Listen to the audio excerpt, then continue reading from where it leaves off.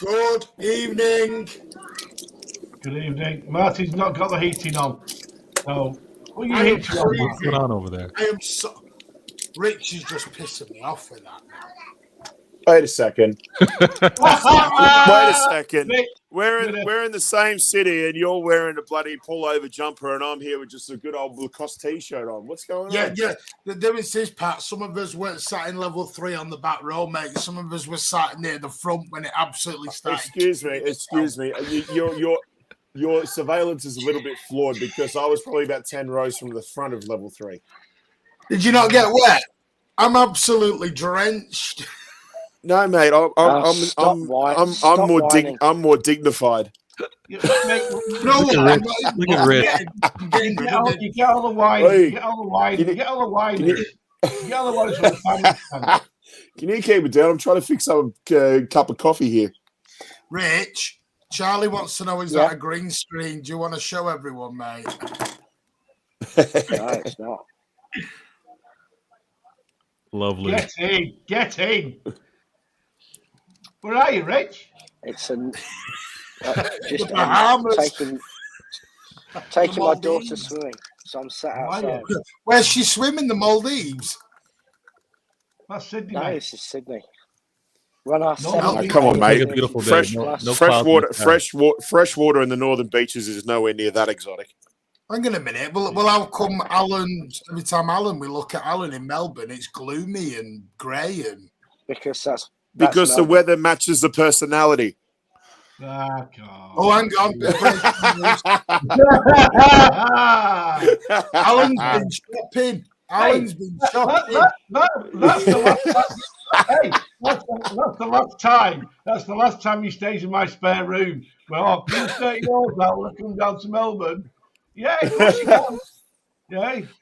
By the way, everyone who wants to know, there is a sale on at the Manchester City store, which is why Alan has treated himself to a brand new shirt.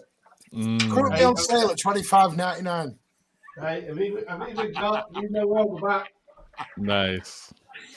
Good evening, everyone. I hope we are all well. Good evening, FIFA. We're off to Wembley then. Well, some of us are off to Wembley.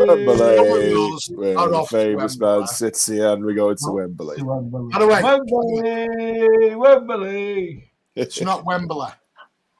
Wembley. It's the Etihad of the South. South. It's going to be one of those shows, I can already tell.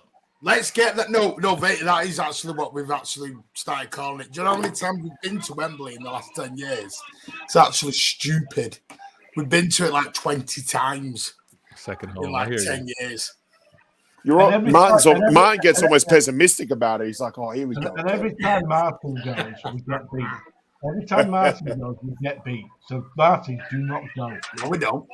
Yes, you Watford do. 6-0. 1. United 1-0. 1.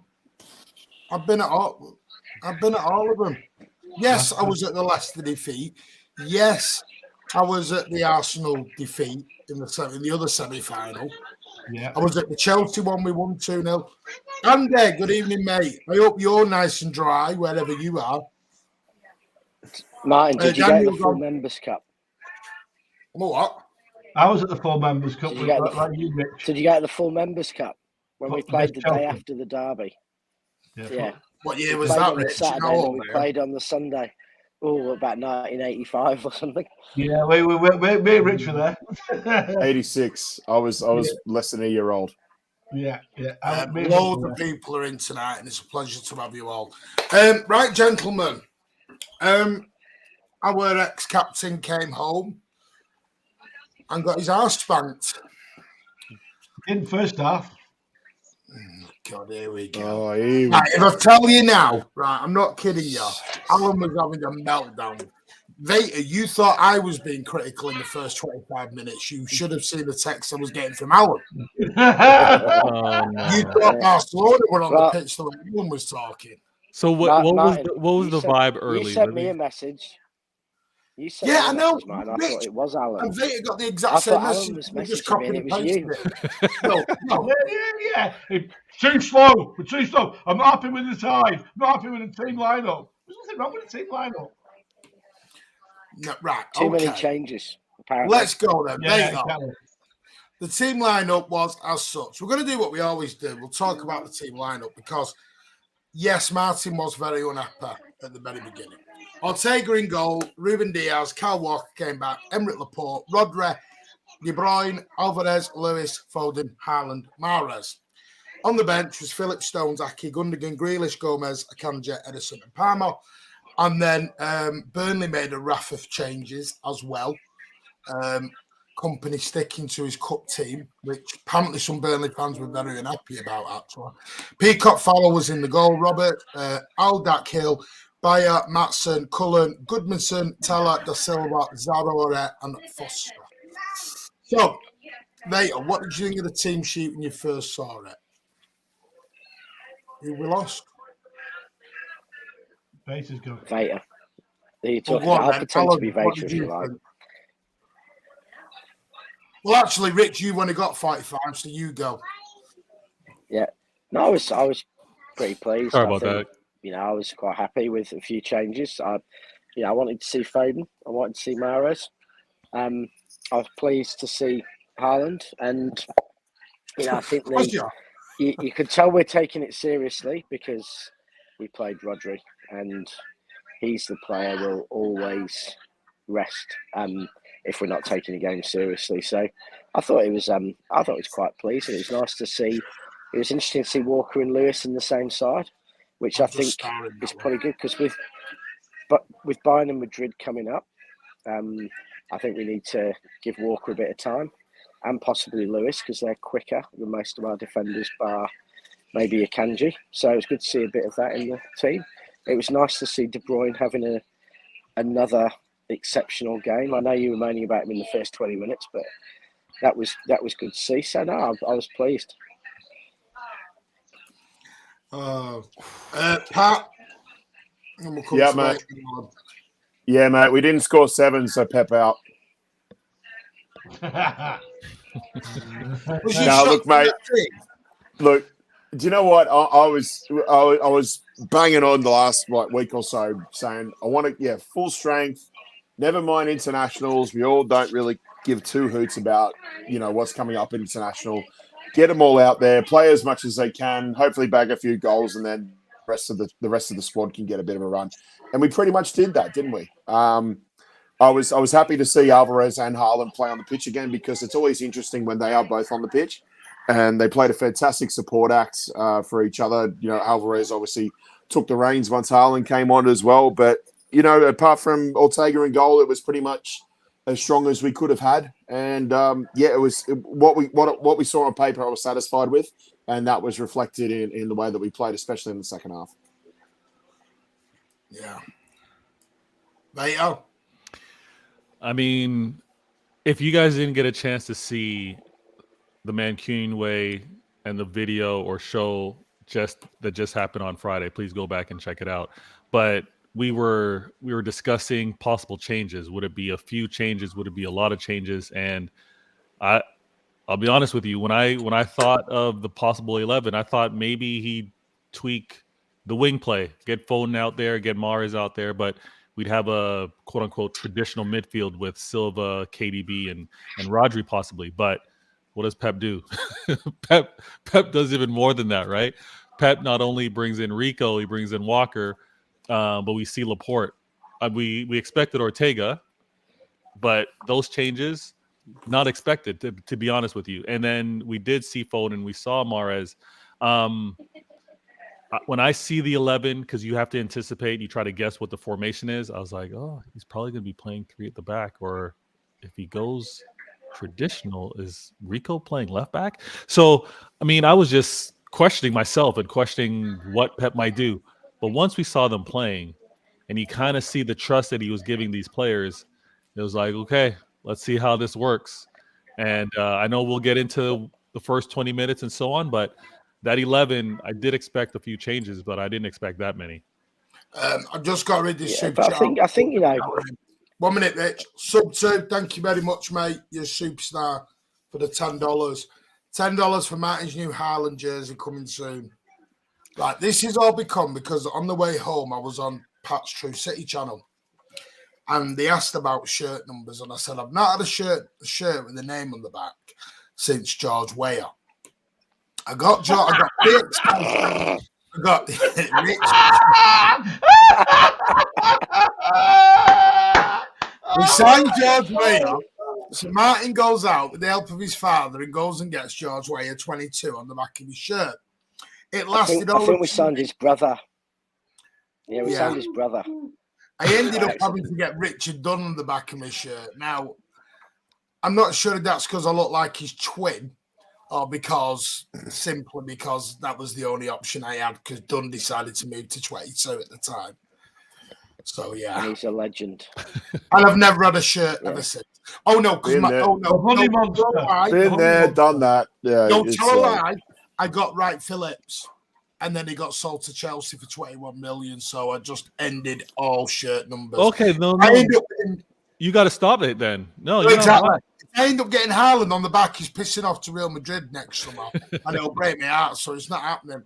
Anyway, Alan, team, what did you think? Get Cancelo then. I was just going to say one thing quickly to Veta is, we made some changes, but when you bring in Laporte and Walker, who've won like 4 Premier League titles each and played hundreds of games for us, it's not really not playing a full strength team. It's bringing in players you've trusted for 5 years. Of course, yeah. Oh yeah, Laporte, who's played like less than that this season. He has played less than that this season, but it's still not like he hasn't played hundreds of games for Pep. I'm going to get into the first 25. Won 6 cups and everything else. I was not happy for the first 25 minutes at all. Go on, Alan. I thought the side was okay, to be fair. I anticipated Foden and Mahrez to play. I said that on Friday. I thought I was interested to see how Rico Lewis playing on the left-hand side to see how he would adapt. I thought that Walker came in. He needed to play after his little misdemeanor in the pub and getting trouble. And it's I'm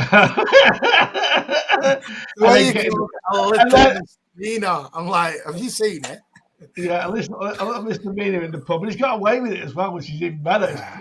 No, he hasn't. We're going to give five. The FA awarded a penalty to Manchester United for it. He's got an out of court judgment he has to do. He's basically got community service. Yeah, community hours.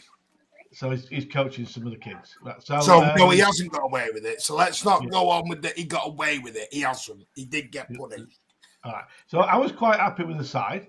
I thought the first half, to be honest with you, I thought the first half was pretty even apart from Haaland's goals. I thought that Burnley gave it a good go first half. They had a few breaks on them and didn't make most of the break. They had a couple of chances that could have very easily gone in. And to be fair to Burnley, I thought first half, I thought they had a go at us and they played good football. I think the difference was one was the final pass and the goals from Haaland. And I thought first half it was quite even, to be fair. And the stats proved that at half time. And I said that to Martin, but as you can imagine, he was picking up about the pace. No, right, let's get it out there because we'll kick off with it before we go into the wonder of Erling Haaland. Rich, stop laughing at him. Stop it now. I'm just laughing at you two having an argument about who is the most Alanish. Alan is now a bigger Alan than Alan is, and they're just having the rest of us are just going to sit by and watch. It's like the two Ronnies, the two Allens. Which one's Alan Barker? I agree with you, Rich, but you just sound like someone who's just not enjoing their view as much as they should be. Richard, I'm not going to leave them out. We don't get him on a lot anymore anyway, Pat. So just yeah. The words went from lowercase to capital letters. Everyone as if he's shouting at me from the family stand. Do you know what I mean? So he was going on. No. Let's get this straight. When Alan says things like, "We're getting battered. We need a fourth. Martin, I messaged you at halftime and I said I thought we were patient, but I couldn't just when I said that to you, I was like, I can't decide whether we're patient in the form of we're too concerned about control, or maybe we are a little bit worried that Burnley were a little bit sprightly. I thought we were patient, but I don't know if I don't know if I meant that in a negative or a positive way, but that's what I felt like. We were just patient because they came out of the blocks, they tried everything, but as Alan alluded to, their conversion in the final third just wasn't there. There was That a it. couple of incidents. Walker had a poor first half. Yeah, this was my issue. I found the first 20, 25 minutes, you could tell some of them had not played for a little while. Yeah. That was my issue. You could tell some of them were very cold. Walker, especially, he just looked all at sea. Him and Laporte, first half, like they'd never played football together for so long.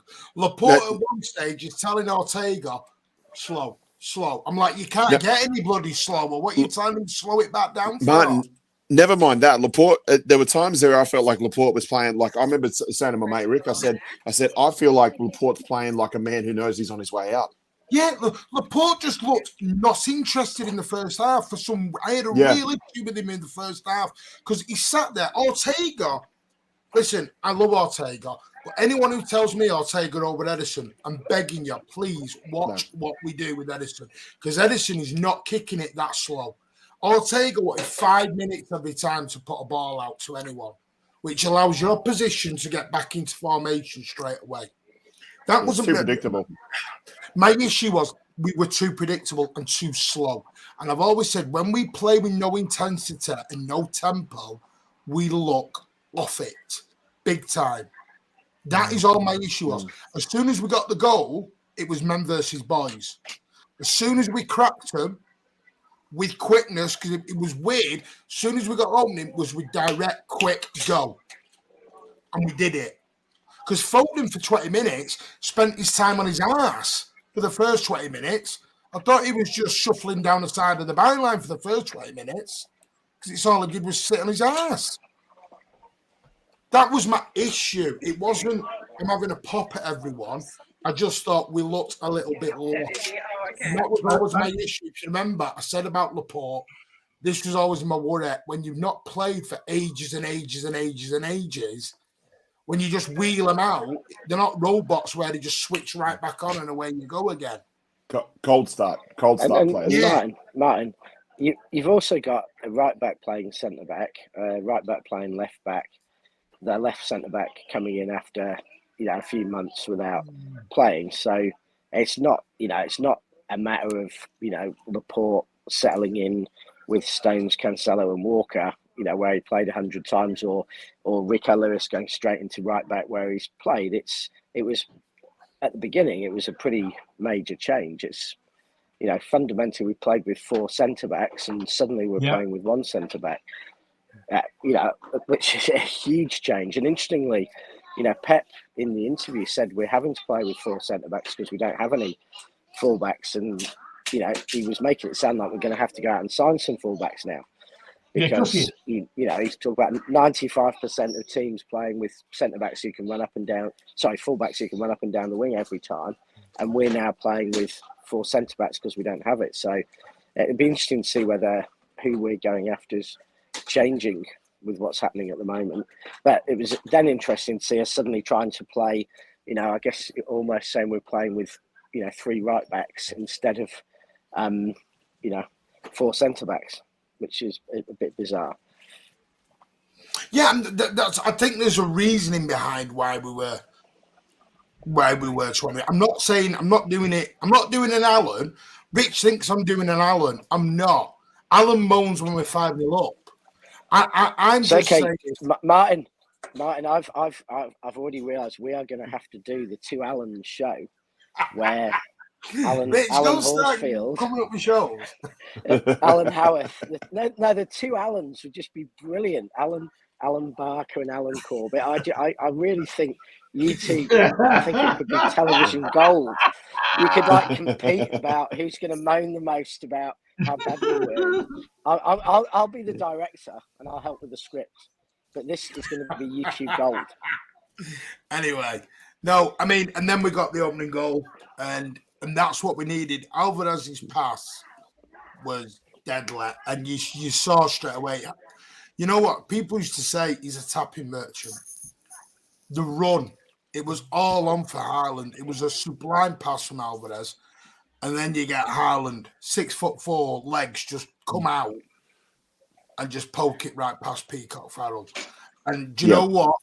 As soon as we did that, you saw Burnley just go. Martin, his first two goals were just really well crafted. It wasn't necessarily about putting your laces to it. They were just pinpoint accurate, and he put them in the right place at the right time, based on where his body movements were and what defenders and where the goalkeeper were positioned. Oh, there was some sublime passing today. I mean, you know, his second goal, you know, was some beautiful passing, and he was involved in a few of the moves for the goals as well. But although I might think that De Bruyne's pass to Alvarez, I think it was the sixth goal, was just, you know, it was almost behind him, and he just stopped, he paused, and then he just put in the perfect ball. You know, absolute perfection, that ball, and a great finish from Alvarez as well. But I mean, both Alvarez and Haaland look like players who know how to score. Yeah, Alvarez was good. Alvarez was good. Thought it was okay. I thought it was good. Anyway, I'll come on to that in a minute. Clinical says, I'll take it doesn't play, but I'll also understand the start slow and goals. Imagine him tried to be quicker and get away. We nearly did give away an early goal. If anyone remembers, you remember the Diaz tackle? Oh, yeah. That was brilliant. That was brilliant tackle. Yes, and that was because Walker and Laporte had just split wide open. The pair of them had run away, and Diaz just was like, I mean, Diaz just, for me, I feel so much more relaxed when Faber Ruben is back there. Yeah. I feel like nobody's scoring when I see him. He made that tackle like he knew Vinny was watching it, and I think Vinny would have been proud of him to be like, that's something I would have done. It was. I mean, what did we think of the first two goals? Do you think it was clinical that we got them so quick together? Yeah, because it kills teams off when you do that. But, you know, because, I'll be honest with you, before we scored, I thought Burnley were creating opportunities and getting a lot of joy down the left-hand side where Walker was. They were causing us problems. And then we scored two very quickly, which, it's going to knock the stuffing out of oppositions when that happens. But there were two good finishes and set up very, very well by one by Foden, which was a superb pass. You've got to say that was a really, really. I'm ready in that as well. So overall, the first two goals. He didn't watch Zinchenko against Sporting Lisbon, then, did he? No, he didn't. Hey, Andy, you can come on, mate. If you want to come on, tell me I'm wrong. On you come. But, you know, second half, we absolutely destroyed them. It was the KDB show, to be honest with you, second half. What I liked, but it was mad watching how much space they gave us. How, you know, they played quite a high line. They gave us a chance to play like Red Bull did. They gave us a chance to play when we're at our absolute most dangerous, when we get that space and we get allowed to play like that. And I'm kind of hoping Bayern allow that same kind of space and everything when they come. I don't think they will. I mean, Ray, come on, mate. I love the pass, but it's not. Carry on. I was where I was seated. I had the perfect angle to watch the build-up for the second goal, and you almost felt like it was happening in slow motion. You just knew the pass where the pass was going to be and where Haaland was going to be, and it was just textbook, like, sort of counter-attacking in a way, or build-up play that just basically came from that left-hand side. You could just see it all happening in front of you, and that it was just brilliant. What I really liked about the goal was the fact that they were quick. Like it's kind of like what we've all talked about, like the team knowing where Haaland's going to be and to quickly react and put the ball into space. I really like how it resulted in that goal. And the same thing, he's so clinical. Like he sees the keeper chasing him down, and he just picks the spot where he knows he can't get low enough to it, and it was beautiful, absolutely beautiful.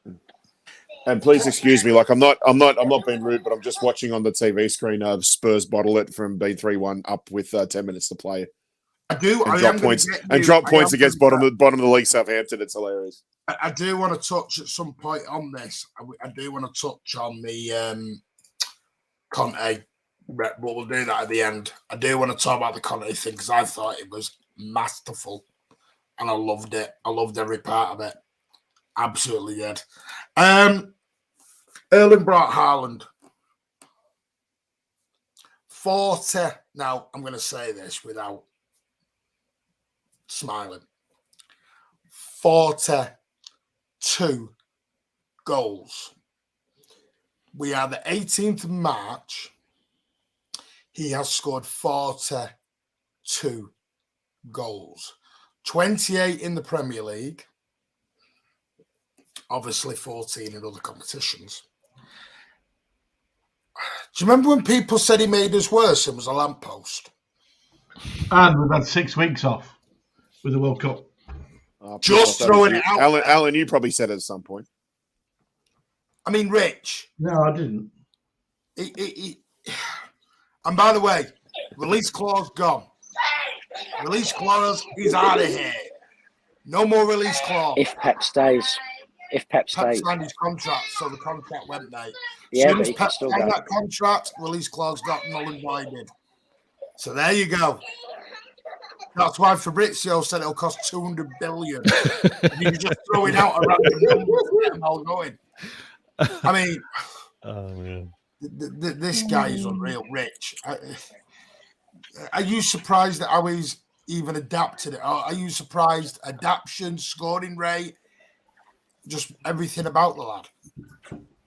It's a bit better than I expected. Actually, we did a we had a conversation. I'm not sure who it was, about 12 months ago, about signing him, and I had him for 51. So he's going to blitz that. He's going to beat that by early April. It's interesting. They had Clive Allen on.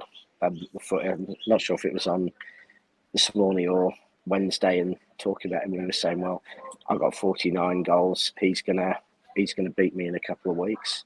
And they were talking about what Dixie Dean scored 62. He's obviously not going to get close to Dixie Dean in the league, but Dixie Dean's overall scoring, he's got every chance of getting there. If we go to the Champions League final, if we get to Wembley in the FA Cup, then the chances are he will go very, very close to 62 goals, which is absolutely incredible. And I think the 62 came a season after, I'm not sure if it was a Borough striker or someone got 61, and they said, well, that's never going to be gone close. But when was Dixie in the 1930s? It's just incredible. And he's hitting form at the right time. I think when I say hitting form, I think he's scoring goals even when he wasn't playing that well, but he's really playing a part in the build-up now. He's mobile. I think whatever foot injury he had looks like it's no longer bothering him. He looks happy, and the players around him, De Bruyne, Foden, Grealish, Mahrez, starting to find form. So maybe we're peaking, and let's hope so.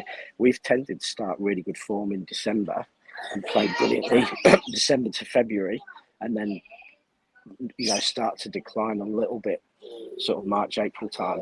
But we have only started to really look good in March. So let's hope now we're hitting form, and that's going to carry through March, April, May, June. And we're going to play our best football at the end of the season. And at the moment, touch wood, we've got a pretty fit, pretty injury-free squad, whereas normally we've been carrying 5 or 6 injuries by this point. So 18 games to go. We are in, you would think, a very good position. And Haaland, 18 games, if he plays 15 of them, there's nothing to say he can't get another 20 goals. And that would, 20 goals, I think, equals Dixie Dean's, overall goal scoring record. It's mad, absolutely mad. I think I think he's got better. I think, to be fair to Haaland, when he first obviously scored, he had a great start, and then he had that period where he was a bit quiet. And I thought he was struggling with the build-up play with City and getting involved. He had an injury as well. He had an that's injury. right. He had a foot problem. But to be fair to him, he's really improved his build-up play now. He gets more involved in the game. His first touch when he's facing back to goal is a lot better than it was.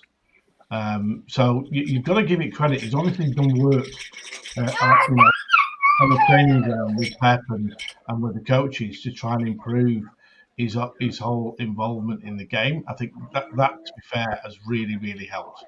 And I think Christian learned how to play with him better as well. I think Alvarez makes a huge difference when he plays with him. There's a bit more link play when Alvarez is in that side, definitely. So, You think? Yeah, I do. Honestly, I do. I think when he's there, he plays. I know he plays behind. Plays behind him. There's a bit more link play there. I think when he's there. Yeah, Alan, I really like his energy. I really love his energy. Yeah. There is. Yeah. Who Alvarez or Haaland? Don't know where we're on. Alvarez. And I think it's the energy. I thought that was Alvarez's best decent performance. His first one since he's come back for the World Cup. I think he's been bang average since he's come back from the World Cup. Do you? Yeah. Yeah. But again, as we said before, Martin, I think Pep played it right by saying, like, mate, you've been playing for 12 months straight. Yeah, that's just give you a little bit of a small hiatus, and then now he's come back and he's just raring to go. Because the only thing I've said about Alvarez is you got to remember everyone thinks that Alvarez should be playing week in, week out. Alvarez has played probably more football than anyone in the last 18 months. Mm-hmm. He's a young lad at 22. Yep. He's still acclimatizing from Argentina. Half a season in Argentina before he's even kicked off in England and Europe. Straight out the cup. You've got to factor that in. Yeah. I'm not saying. Here's a question for you, lot. Question is great. Go on. I think people also forget how many times he's been on the pitch for City. I mean, how many games do you think Alvarez has actually played a part in for City, off the top of your head? How many has Alvarez played? How many appearances he's probably made? Including off the bench.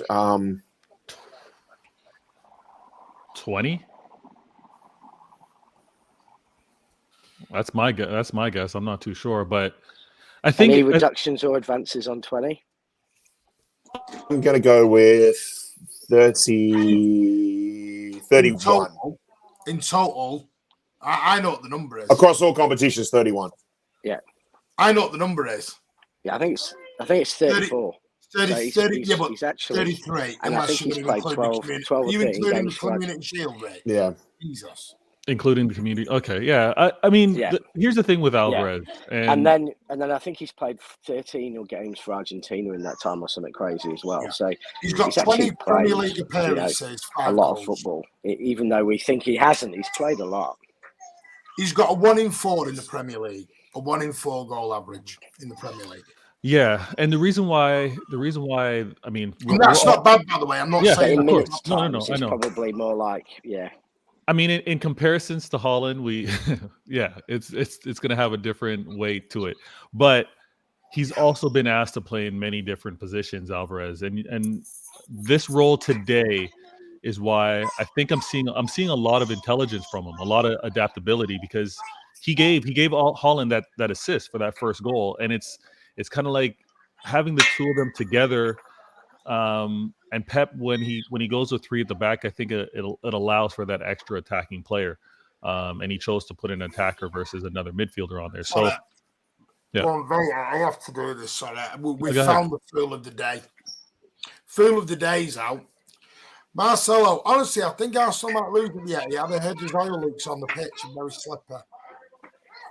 Can somebody remind Marcelo who Arsenal's main sponsors are, please? Anyone want to remind? Who their owner? Exactly. Do you know? It's an American oil. This is what I mean, Marcelo. American oil. Making Arsenal fans look stupid, mate, with your comments. You are sponsored by Emirates. Where are they? In Germany, you prat? Come on. Don't come out with the oil stuff when you are sponsored by oil. Yeah, our owner's married to the daughter of the Emirates, of the Mohammed. I mean, it's just... It's like that idiot. It's really funny. It's really funny how little... Well, it's just funny how little some supporters, and there's City fans like this as well, but how little some supporters actually know about their own clubs. How little they know about history, how little they know about the goods and the bads of the past, how little all it is a I support you today, I want you to win kind of glory fan, not remotely part of what the history of the traditions of the club. Richard, am I right when Kroenke, their owner, has made his money out of oil? And oil rigs all over his land. He's made a lot of it from oil. Thank you very much. Yeah, he owns huge swathes of land with oil wells all over them. Exactly. But so does funnily enough, so do the Glazers. The Glazers have lots of investment in oil. We do. Later, I do apologise. No, it's all good. It's all good. Yeah, I think I was just talking about Alvarez and his showing his adaptability, because Pep's asked him to play in a couple different positions. We've seen him on the left, seen him on the right wing, and obviously we've seen him at striker. But to drop in behind or aside Haaland at times, I admire Alvarez's press. Like it allows Haaland not to have to work that hard in that regard. And we lose a little bit maybe in terms of midfield control, but Alvarez's attack is amazing. And the fact that he got his 2 goals plus an assist today was great, was really great to see. The thing that I also want to give, I have to give a shout out to Foden, because he was getting kicked up a lot today. And he got up every time. He always shows his class with his ball control and his. I think he delivered an assist. I believe. So great to see him as well. But there's not going to be much criticism of the players that have started and that have been subbed on. Yeah, Rich has to drop. Okay. He's going swimming. Cheers, mate. You go and enjoy your holiday in the Maldives. See ya. I will do. Thank you. He takes the helicopter. Right. Yeah, so not much criticism with regards to play, to be honest with you. I didn't have the same playing too slow or not too happy with the first 20 minutes. I think it's Kompany. He had them well drilled. That's the one thing that we did see. He had them well drilled. They were willing to kind of press us and not have us play comfortable. It did mirror a lot of what Arteta and Arsenal do with regards to how they were marking us, because there was a lot of single defending and Ortega man to man, and Ortega was sending. I think he was trying to find the right weight to a couple of those long passes that he was trying to get out to Haaland. But hey, it was that chess match. That 20 minutes, there was that chess match trying to figure things out. Yeah. No, listen. I'm not having to go at Alvarez. I've always said this year, to me, is a bedding in period for Alvarez. Alvarez, I remember it. Can't remember when it was, how many weeks ago it was, months ago.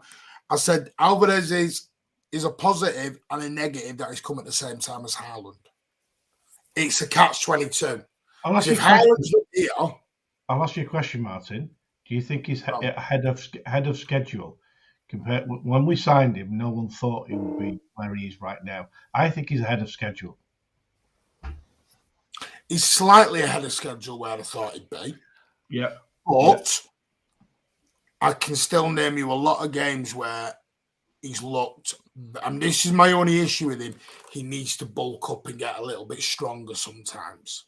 Yep. I think he needs to know where the dangers same age as Haaland. Yeah, I think he just needs to kind of, he's not a big stature type player, right? That will come when he's in the gym and he gets used to the Premier League. Yeah. Yep. And he's not 6'4". That's, there's a big difference when you're not 6'4". Yeah. Oh man, actually I had a point. I just lost it. Let me think about it. Sorry, mate. No, it's all good. No, go. I'll find it. How much we reckon to Wembley? No idea. It'll be cheaper than the final. Let's tell you that. Listen, Alvarez, I thought was for the final 60 minutes today. I thought was sublime, and I liked his role as a bit of a free role. This is my question to him and go around. One sec. I remember my point because you mentioned a little bit of a gift and a curse with Alvarez coming, but I think I'm actually so thankful that they came in the same year, because if he were to come next season and Haaland's already been embedded, and it's good that they're they haven't been interchanged. It's been Haaland's show, but that Alvarez has been here and kind of find his way to adapt and be within the squad is better than him coming next season, because I think it would have been a wrap. Like us as a fan base would have been, no, we don't want anything else. Haaland. But the fact that we have the two of them this year is good. FIFA's not giving up on the cast. This is a question to you all. Where do you all see Alvarez playing eventually? Because I'm looking at Pep at the moment and I'm seeing different. He's played in wing, he's played in 10, he's played in strike. It's like he's trying to find somewhere for him. I think he could play. I think he could play anywhere from the front three. Yeah, Martin, is he trying to find a spot, or is he just proving his versatility? That's the question. That's what I'm not sure of. Yeah. Because the problem is, if you look at all the big games we play, he's on the bench. He doesn't play in the big games. He hasn't really played in a lot of the games recently. But you notice how he doesn't play. He doesn't play in the games where it demands control. When he wants direct and players that are direct and are willing to go through defenders, opposing defenders, and that's when he has your Phil Fodens. That's when you have your Alvarez is playing. He plays against Liverpool, for example, or Bayern Munich, or any Champions League game. Yeah, exactly. Any Champions League game. Leipzig away was a perfect example of that. That's why he never brought him on. Grealish, Foden, or Grealish, whoever. Yeah. You know what I mean? We go back to the and that's what I'm trying. Is he trying to find somewhere that he could bring him in and still have the control? Do you understand? I'm trying to think. Mm-hmm. This is what I'm. I think the thing is that with Alvarez is an example of where he is a sort of player that Pep will play him for what the game demands, not necessarily just because of the quality of the player. Is that the right way of putting it? Where basically he'll put Alvarez on because the game demands that he has players that play more direct and are willing to actually take that risk and run the risk of losing the ball or turning the ball over and things like that. But when it's Champions League, for example, he wants the control, and he wants the players that will demand control and possession of the ball and be able to are willing to actually play things a little bit slower and take time to break down the defense and things like that. These are things that the players like Alvarez will learn as they get older. But they're not gifted enough. They're not old enough yet to have that gift or be able to do that. Like, for example, it's like in a perfect world, Alvarez would eventually become somebody who is able to control a game, whether it's in midfield or in attack, say like a Gundogan. But he's not going to do that yet because he's 22 and he grew up playing in Argentina where everybody plays direct. Yeah, it will take time, and that's the beauty of Pep as a player. It's the simple fact of the matter is that any player at any age and that can come in and they can learn so much more to the game than what they ever expected themselves to before they ever came under his tutelage. Yeah, it's a good point. I think Pep's been doing so much, man. He's had KDB play so far forward. He's had Gundo do the same thing and not really ask them to be involved in some of the controlling or build-up play. So it'd be interesting, depending on the matchup, whether he looks to get the same out of Alvarez, because presently that's kind of like how I see it. If he's not for an absolute sub, like Haaland maybe getting a full game's rest, that's kind of like the place where we see, and we've said this before, he could play on the wing. He could play on either wing. It's just, who does Pep choose to take off? And right now, if we're going to be honest, Alvarez doesn't quite tip the scale in terms of being a better option than any of them right now, but that could easily change. It's who drops out. This is the problem. Yeah, it's what you do, because KDB's had his critics. I mean, Alan, that's 2 games on the bounce now. KDB's been electric. That ball, I know Alvarez did a hell of a lot, and it was a fantastic finish, but that ball from Kevin De Bruyne. Oh yeah, it was. I mean, It was Ray Ferguson. I thought when he hesitated the first time, I was like, "Oh no, you've missed it." But then he still was able to put in a position where Alvarez just did the rest. That is where I'd love to have been sat where you were today, Pat, because you must have watched that and gone. Had a great angle. I had a great angle for the first. I had a great angle for when I thought he should have pulled the trigger. And then when he did pull the trigger, I realized that he'd actually got it right. Pat's right, because obviously Andrew. for the TV cameras, he actually delayed the pass, and Pat was actually. I think it was at first. I thought he pulled the. I thought he should have pulled the trigger earlier, but then I realized he actually. Then he passed it. Oh my god! Oh my god! It was unbelievable pass. The thing that was crazy to me, it was that good that Alan did. It was positive for just a brief moment. He actually sent out a positive text. I think. I did. I actually said, "What's the ball? What's the ball?" Twist. What's the ball? And even Martin went about 10 minutes later. Replied to it 10 minutes later. Which is really strange. It was incredible. I am at the game, Alan. I'm not sat there with my phone in my hand, Yes, you are. You are. You're texting me non-stop. Yeah. I tell you what, I do need to. I've got to say. You are, Martin. You are. You're on your phone with that 7-year-old the row behind you playing Words with Friends. Honestly, whoever was at the game today, it is not a rock concert. You're not at a Harry Styles concert. If you're sat in we will be when the co-op opens, mate. You've got your choice of 6 concerts. The bloody phones away. You're not. They're starting to shine torches and doing that, and I'm like, what are you doing? Did you enjoy the light show? Did you enjoy the light show? So there was no light show, so Martin did his own one. He did. He came in with his iPhone torch, about half a dozen glow sticks, LEDs on his ring fingers and that. And he just started. He started cutting shapes and. This is the problem, Blue Axe. Who you drop?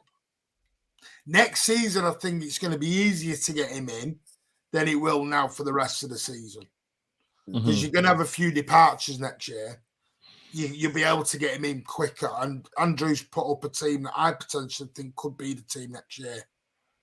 Okay. Which I'm just starred, which is why I'm going to bring that up in a minute. Well, let me. My 2 cents with the KDB pass is, I thought the same thing when he hesitated, when he didn't release that pass. But then I think he was deciding to kick it outside, and he held it and then actually cut inside and put the curve on it.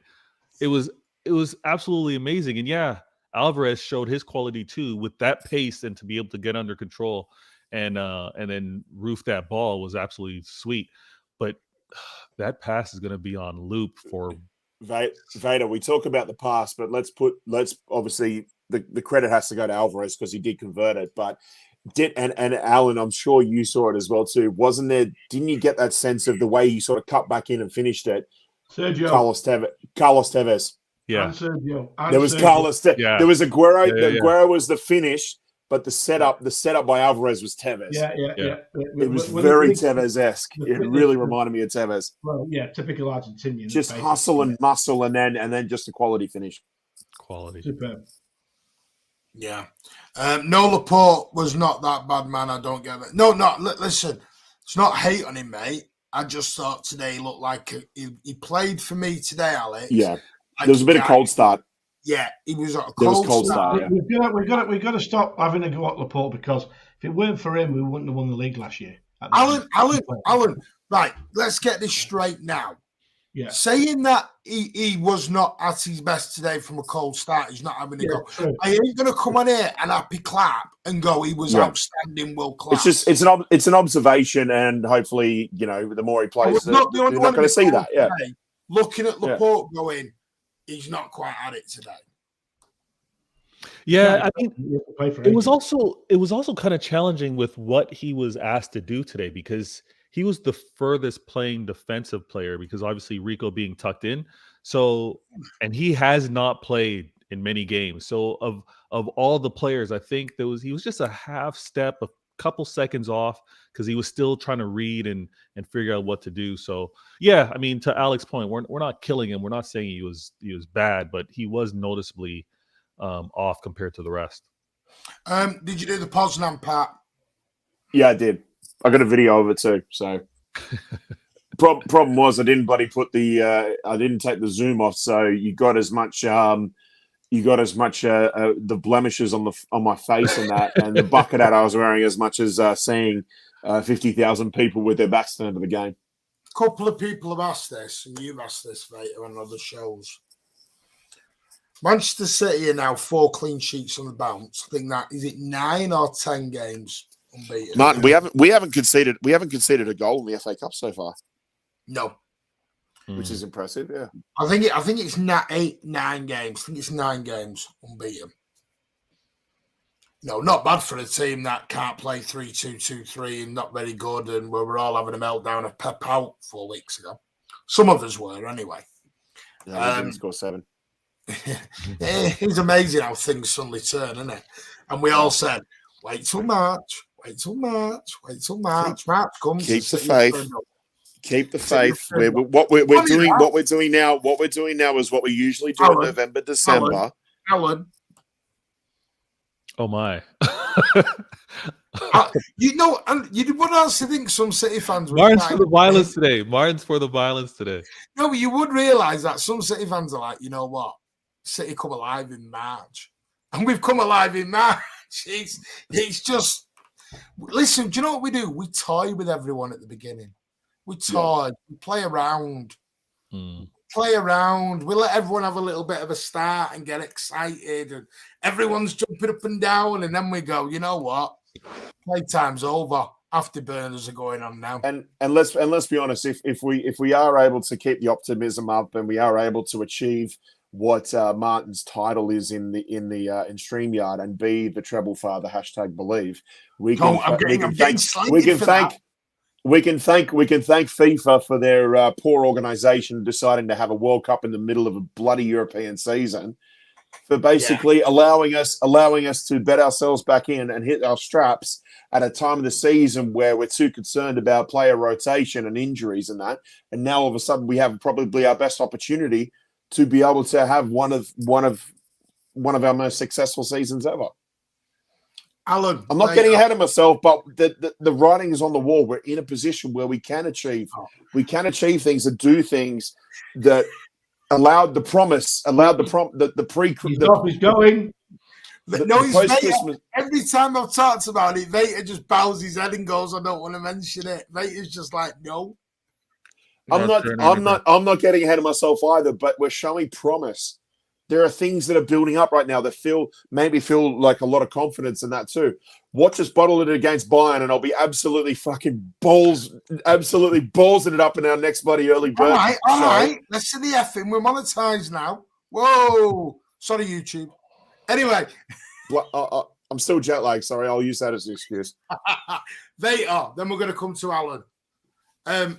International break from Charlotte. A few have asked this. Yeah. Is it coming at the wrong time for Manchester City?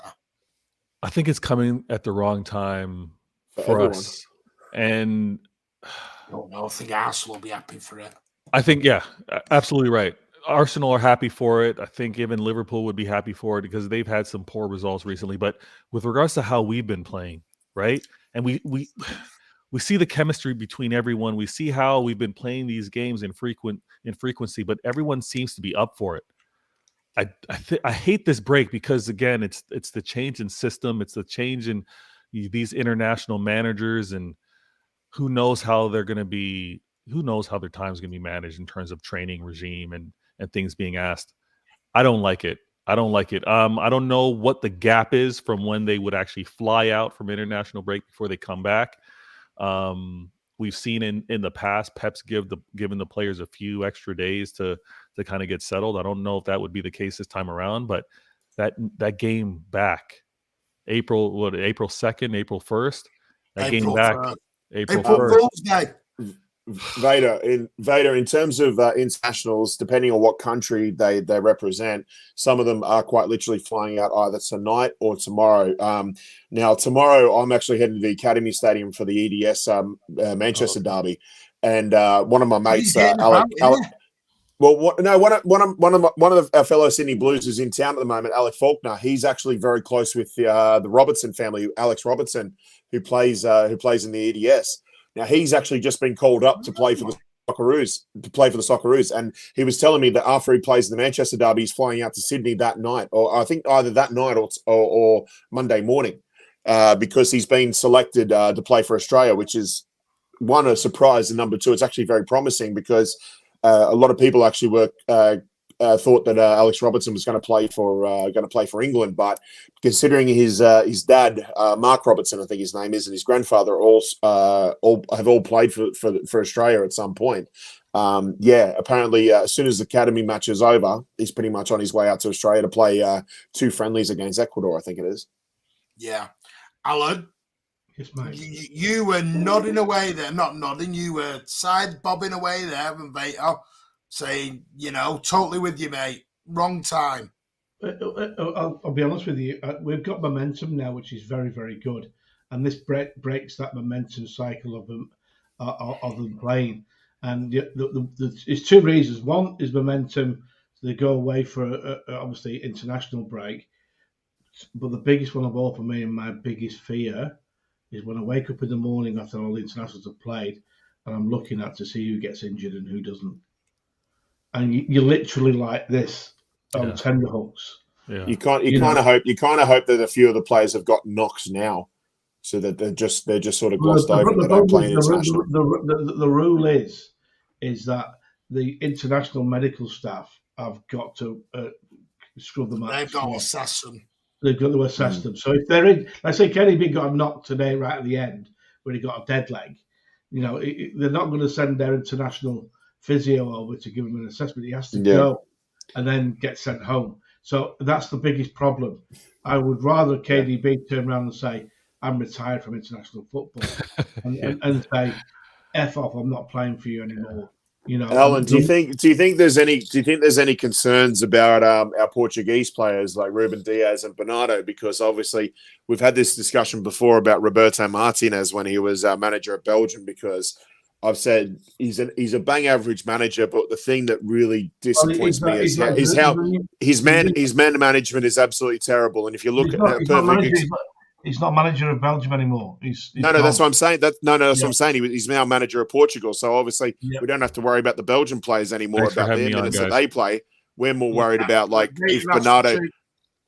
Yeah, sorry, I just have to go. Yeah, Michael, thanks for the comment. Shout everyone out. Just give your channel a quick shout out, mate. I'm not in studio, but I will have a show tomorrow night, 9 p.m. UK time, CIA episode 4, Set Intelligent Agendas. Please tune in and support the channel. Hit that like, and then also hit the like for this one, man. Always enjoying being on this panel and getting your perspectives, guys. And thanks for having me on, Michael. Thanks for the comment, and I'll catch you guys tomorrow. Always, mate. Take care. Thanks, mate. Really good show tomorrow. I am open 9320 Pubcast. Come join us soon. But no, Martin, what I was getting to is just like it comes down to Roberto Martinez, because I'll never forgive him for what he did a few years ago when he had Vincent Kompany, who got injured. He got injured in that game against Gibraltar in like the 85th minute when they're already like 6 or 7-0 up. And then we lost Vincent Kompany for several weeks with that injury. And it's like now that he's manager of Portugal, it's just like I don't know if I'd be able to live with myself. Is he going to do the same thing with Ruben Diaz? If I find out Ruben Diaz gets some sort of knock because he kept him on for 10 minutes later at the end of a second half when they're already bloody 5-0 up against Faroe Islands or something like that, I'll be absolutely gutted. See, he's even brought Ronaldo back, you see. Has he? He's even brought Ronaldo back for Portugal. Idiot. They're not even playing Saudi Arabia in the qualifiers. What's going on? Do you know what I mean? He's even actually brought in Ronaldo. Because, no, that's an ego thing, that is, I want to say I've managed Ronaldo. That is a pure egotistical attitude. That is typical Roberto Martinez, that. And you are spot on. If you've got Bernardo on Diaz with little niggles, and that's why he always plays his best Belgian players against any team. It didn't matter. Yeah. The intriguing thing is for England, John Stones has clearly obviously been called up. John Stones has been called up. Kyle Walker hasn't. Well, if I was Kyle Walker now, he's not going to play in the next World Cup. He's not probably not going to play in the next Euros. Well, he's not. He's not. So there's no City players that have been called up are John Stones, Jude Bellingham, Jack Grealish, Phil Foden. You're getting ahead of yourself, Martin. Yeah, you ahead of yourself. You haven't got him yet. Oh, I just had to wheel that one back. Have I got it back? Ooh, got a big clip it, save it for the summer. Kyle Walker is in the squad, to be fair. He's not, according to this, he's not. Not according to what I've got in front of me. They've got Connor Coder, Mark Guy, Harry Maguire, Tyrone Mings, Tyrick Mitchell, Luke Shaw, John Stones, Kyle Walker-Peters, and Ben White. Let's have a look. Who's your centre back? Who's your centre back? Who's your centre back pairing against Italy for that game then? Well, it's Charlie. I'm only looking at it what I've got here, and he's not in the squad I've got in front of me. There's no Calvin Phillips. So unless he's been called up and they've not updated it on here, I don't know. But he's not on this one. And that was from yesterday. So unless someone's pulled out and then he's been pulled up. I'm on goal and Kyle Walker's in the squad. I swear I'm on goal. He's not in my squad. He's not like I see. Bottom has got defenders Chilwell, Eric Dyer, guy from Crystal Palace. Calvin's James. going. See the one I've got. Calvin's not on it. Yeah, it was Reece James, Harry Maguire, Luke Shaw, John Stones, Trippier, and Walker. Is Calvin Phillips on it? Midfield. Let's have a look at midfielders. Yeah. Because it says Calvin Phillips is going to miss He's got Jude Bellingham, Gallagher, Henderson. Yeah, that tells me some players have pulled. Some players have pulled out already. Yeah, James Maddison, Mount, Calvin Phillips, and Declan Rice. Right. Well, obviously that's been updated since the one I'm looking at then. Yeah. We've got what we call it's in the squad as well. The lad from Brentford. I'll send you the link I've got now, and it's on there saying he's not on it. But no, obviously has. Yeah, I'm glad it's not even got Calvin Phillips on it, Ander. By the way, I've sent you the link, Ander.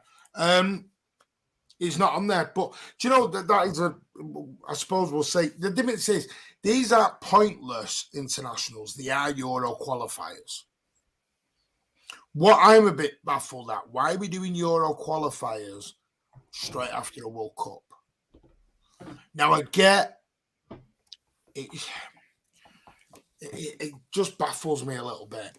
Is it because of when they've played the World Cup? Well, I don't care less about England, especially when you got Southgate in charge. No, I know, Alan, but the problem is we're about to go into the most important part of our season. Yeah, I know. As Arsenal are, because Saka's there and all them. And we are going to be sat there and everyone's going to be looking and hoping they all come back okay. Exactly. These aren't friendlies. They are qualifiers. I know. England are playing Italy. Your best mate's playing. You know, your little bosom buddy, Roberto Mancini. Say one of them goes through the side of bloody Grealish. I know. Goes through the back of Foden. Yeah. Yeah, I know. I just think it's a bloody stupid time to be doing it. You've stopped the season for 2 months. And they've turned round and then thrown us out a load of European qualifiers. What's the bleeding point? Well, I don't care less. Madness. I don't care less. Madness. You're literally on tenterhooks when they're playing. And that's what that is, praying to God no one gets injured. Yeah. Like I said, I suppose we'll find out. But just back onto today. I saw some fans fear some were happy with the 6-0. Some didn't want that for Kompany. Like I said, I loved it because I was like, no, there can't be any sentimental. Can't be any sentimental stuff today. Kompany wouldn't want it to be all sentimental. No. Kompany's still a professional. Yes, I understand that they all came in. I found it very bizarre as the teams came out and they were on the pitch. And Pat, I don't know if you found this a little bit bizarre. Let me just change that so I can see your face, mate. That they've made a big announcement of Kompany and brought him out onto the side of the pitch. And I'm like, that was a bit weird. Was that just before kickoff? Because I walked in just as the teams were all lined up on the pitch. But I do remember just before the team huddle. It was just after Mike Summerby come out with his OBE. Yeah, that's right. Yeah. I just caught that. I just walked in before that all happened. Yeah. The only thing we saw on TV was the whole. Unfortunately, Paramount, who did the FA Cup over here, Paramount, the American channel, clearly didn't know any significance about Kompany coming back because they panned into the crowd and didn't show Kompany coming out. Complete bloody idiots. I had no idea. But I saw it on my phone after the game had finished, what they'd done. So listen, I love Vincent Kompany. I don't, and when it went 4-0 and then 5, I was going, I felt for him. I did feel for him. But at the end of the day, we're in a professional sport, and yes, Vincent is a professional. So, does anyone think he'll actually? The one thing, sorry, Mark, I was just going to say the one thing that I thought was a bit unusual was after they conceded the first goal, Vinny actually brought a lot of the players in for like some sort of a group huddle on the touchline. Like I only caught the end of it as they were sort of breaking away from the group huddle before they recommenced the kickoff. But my mate Rick, who was standing next to me, he said that. I said, I don't know if you noticed that, but he had like quite a few of the players in like a little bit of a huddle actually talking to him on the sideline after they conceded that goal, which I thought was a bit unusual. After the first one? Yeah. You mean, because he started giving out water balls and they all just went, shh. I actually thought they were all going complaining about something at first. Yeah. Because all 11 just went to the sidelines and I thought, they're all going to the full professional with something. And they didn't. They were all going for a tactic talk and a bottle and a drink. Yeah. Which I thought was a bit weird, but obviously. Andrew says, let me just have a minute on Phillips, just not impressing at all. I think that was the biggest indicator today of anything you have possibly seen with Calvin Phillips. Yep, I agree. Like we said yesterday, if you remember, he has to play. This was the game for Calvin. Yeah. And I said to you, if he does not start this, I think it's possibly game over for him. I just don't think he's fancied. No. Because when is he going to get a chance? Rico Lewis and Palmer got on. Everyone was giving out chances today. Mahrez, who's not played for 4 games. Laporte, who's only played 7.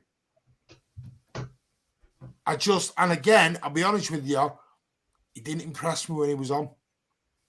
Don't know about you, Pat, I thought he gave the ball away far too many times. Yeah. He's running out of chances. He's not even doing just a simple duty of just a simple coverage role, just to cover Rodri, so he can obviously get at least a third of the game off. It's just there's nothing impressive. There's nothing solid about it. It's just way too inconsistent. They'll say it's first year, but in the first year with Grealish and with Sterling and all them, I saw something. I'm not seeing anything at the moment. But who's going to buy him, mate? West Ham are desperate for him.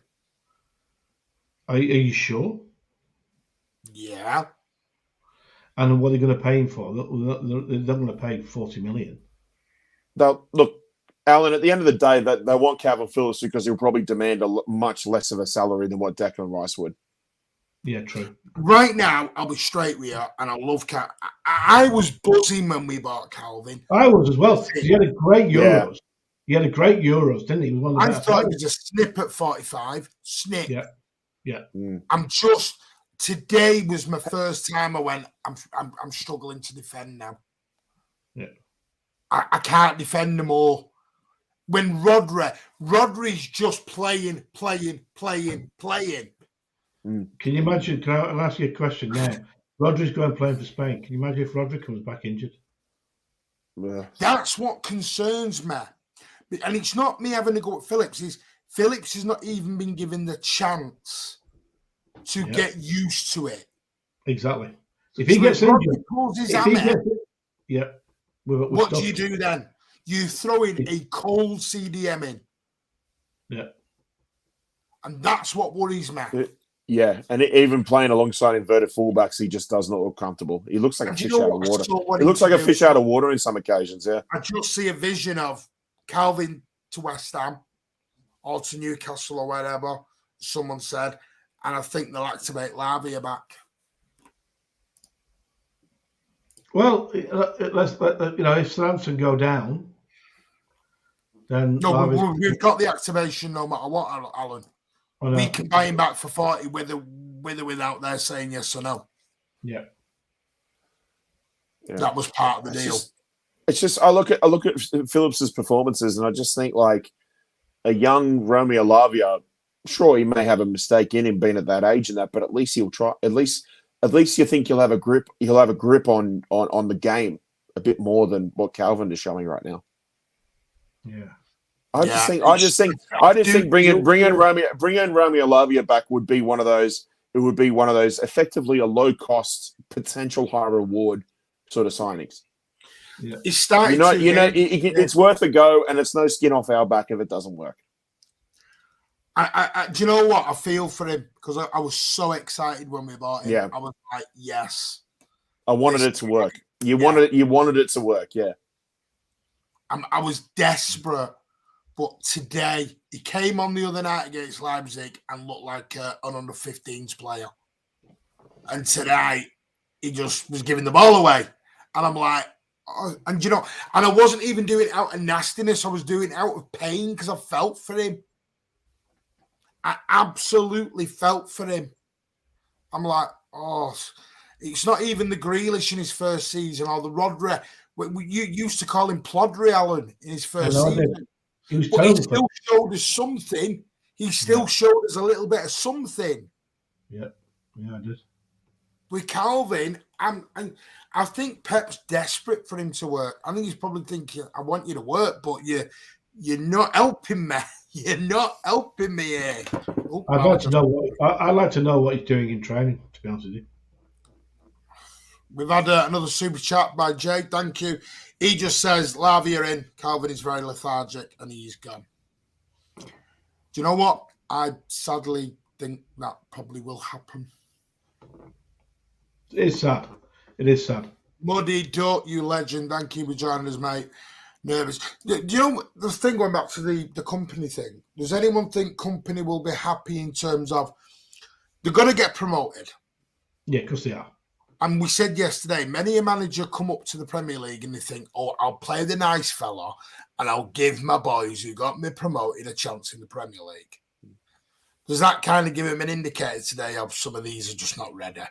And I know they won't be playing City quality every week, but that was still not City's first team. I think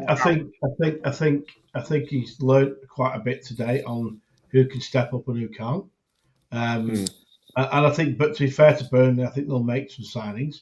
But we're talking about Burnley here. They're not going to be able to afford to get big players in. But I think what he needs in there, for what I saw, because they're a young team, what I've seen in there is they need Premier League experienced players in each department. One in midfield, one in defence, and one up front.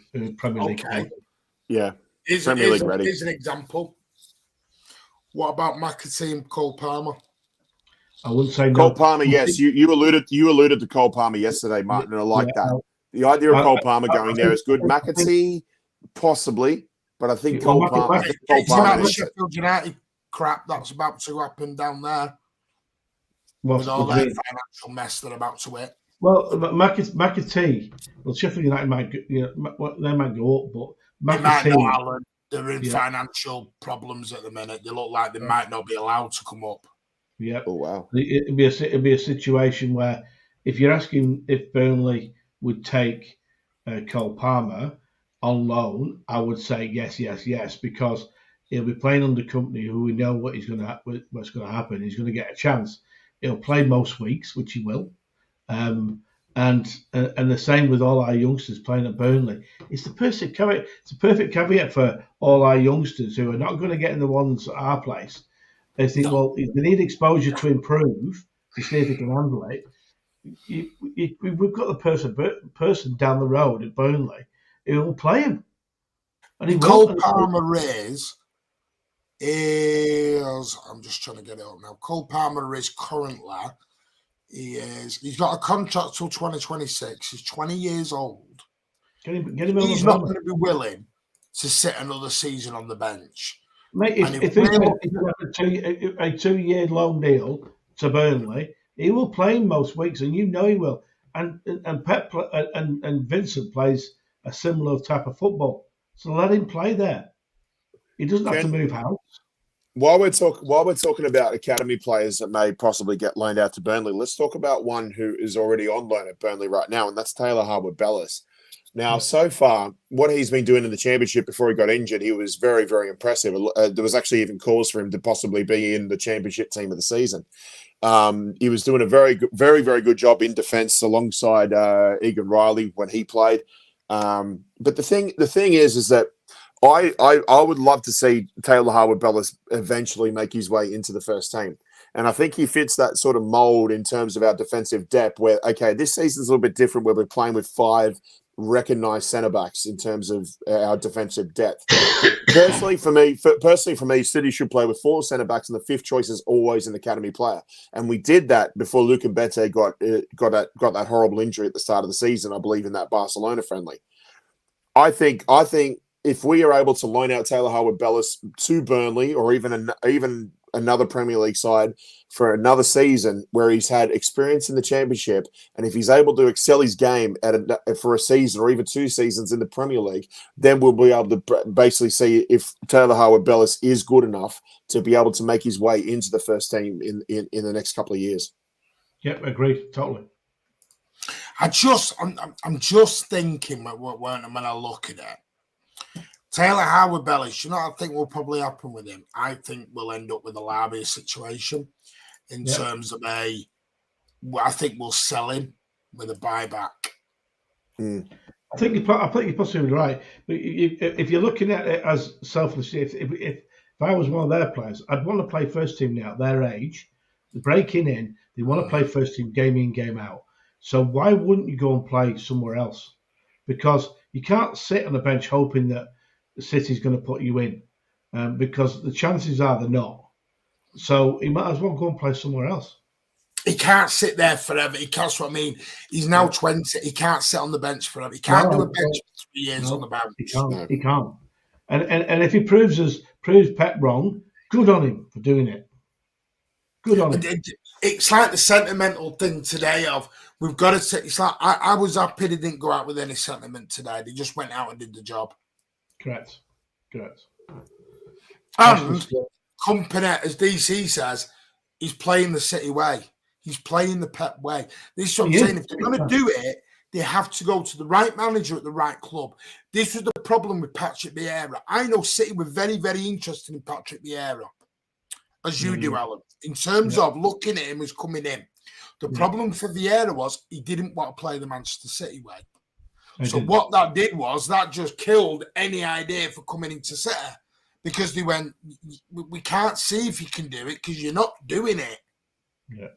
At least Arteta and Kompany are trying to play the City way, so we can now see whether they can do it. With Vieira, he didn't want to do. So at least we're going to send players there. Because you mentioned the other week about Arteta coming back to City. He'll never leave Arsenal as long as Arsenal wants him, because he's an Arsenal fan, mate. Has he said that? That quoted? Mate, when every time Arsenal played us, when we scored against him, he never jumped up. Never. All the other times he did. He's an Arsenal fan, mate. End of story. Kompany jumped up today, mate. He'll not leave Arsenal. He'll not leave Arsenal. The one that would come back to us in a heartbeat is the guy we played today. It's Vincent in a heartbeat. It's too But it soon. won't be yet. It is too soon. It's at least Way too soon. I'm not saying that. Pep won't leave for another couple of years, if not 3 or 4 years, and then maybe. But I wouldn't. I'm more inclined to let someone come in between Vincent coming back. So the one after, it's like Ferguson leaving. Moyes was cannon fodder, wasn't he? When he walked in there. I think eventually Vinny would come back, but nowhere near yet. Nowhere near yet. He needs to just on that. Any away fan in this country sings more than the home fans. Yeah, they do. That's just facts of football, mate. There was 8,000 of them today. It was their cup final. No, they were in the top 2 tiers. They were going to sing. They were going to sing, mate. It's very hard for City fans singing when we're 6-0 up against Burnley, and we did sing. We're singing. Yeah, Martin. If we go to Turf Moor, less than half our away fans sing. We're louder than their home fans. Yeah. When we go to Anfield, we sing. When we away fans sing, that's just the way it is. When you go to look at Anfield, the myth at Anfield, they play You Never Walk Alone 5 minutes before kickoff. They play it when they come out. They play it at half time, and then it's golf claps all the way around. It's the way it is. The Highbury used to be known as the Highbury Library. It's Live Anfield. Yeah, it's just and Liverpool support their singing with speakers as well. Well, they don't. They play a track. Yeah, that's right. They play a track. Yeah, they do. Yeah, but they also have mics in the top end, which they do. Tottenham do that. Yeah. Tottenham have speakers and mics going all around the stadium. Absolutely. Yes, they do. They just don't tell you that. Exactly. See, he was singing today. We were doing the bloody pods now, which Lewis Yates put on the comments earlier. Said, found that a bit disrespectful doing that towards Kompany. They had a close up of one person that wasn't doing the Poznan today. They were going around the crowd, and it looked very much like you, Martin. So I go back with that. Hey, were you doing it? I mean, they had a close up. He was too busy still trying to sort out the. He was too busy still trying to sort out the light show on his mobile phone. I mean, it's like Charlie's put here. How has Alan been to the club shop without leaving his armchair? Right, couple of last questions. I don't know if yeah, where's Andy? Andy's not coming on. Marcelo's put, if Arsenal go 8 points close, there you go, Charlie. Would you give up the Premier League and focus on the Champions League? No. No, because we still got to play them. Yeah, and if they come to the Etihad and beat us, then you can go and you can get on your high horse. There's still so much to play for. Marcelo, we've been 8 points behind with 6 games to go. Against 5 games, actually. Teams. 5 games. 5 games. Better games. Much better teams. The best Liverpool team there's been in God knows how long. And a Ferguson United team. And we beat them both. Yep. This is why we're saying to Arsenal, you've had a fabulous season. Take nothing away. You deserve all your due. But don't start printing T-shirts. Yep. Don't do it. Because they get a nosebleed, don't they? So Liverpool fans. There might be a fat lady, but she ain't got no notes to sing. Yeah. Liverpool fans, Marcelo, printed T-shirts, and they had a far better team than what you had. And I'm sorry, you won't like that. That's fact. We beat, at the time, City and Liverpool were the best 2 teams in Europe, going gun for gun. Hell for leather. We won, they won. We won, they won. At the moment, Arsenal are running on emotion. It's a house of cards ready to come right back down. It's whether you can keep that young squad level. You can't be having Zinchenko screaming and bawling in the middle of games. It don't work. It don't work. We start talking about Marcelo. He has no idea, and he just told us he was a Chelsea. No, fan. it's just. By the way, quick one. Andrews then put this. This was Andrews' lineup for next year: 3-1-4-2. Both up top with Alvarez and Haaland, and he said he'd go Edison, Stones, Diaz, Cavadio, Rodri. I love that back three. KDB, Jack, Foden, Alvarez, Haaland. That's on the premonition of Gundogan gone, Bernardo gone. Anyone fancy that 11? I fancy that back three. That back three is just ridiculous. Anyone think that 11 might actually work? You've got the Rolls Royce and Stones. You've got the Rolls Royce and Stones, the heart of Diaz, and just the absolute brute force of Guardiola. Yeah. Andy's here, but I don't know if he's ready. He's in a dark room. Hey, up. Are you here? Hey. So, have you been out? Have you been out? I'm for a few pints with a nice shirt on. Right. I'm going to be honest. I sent Martin a message saying I'm here. I forgot to put my name at the bottom and enter the studio.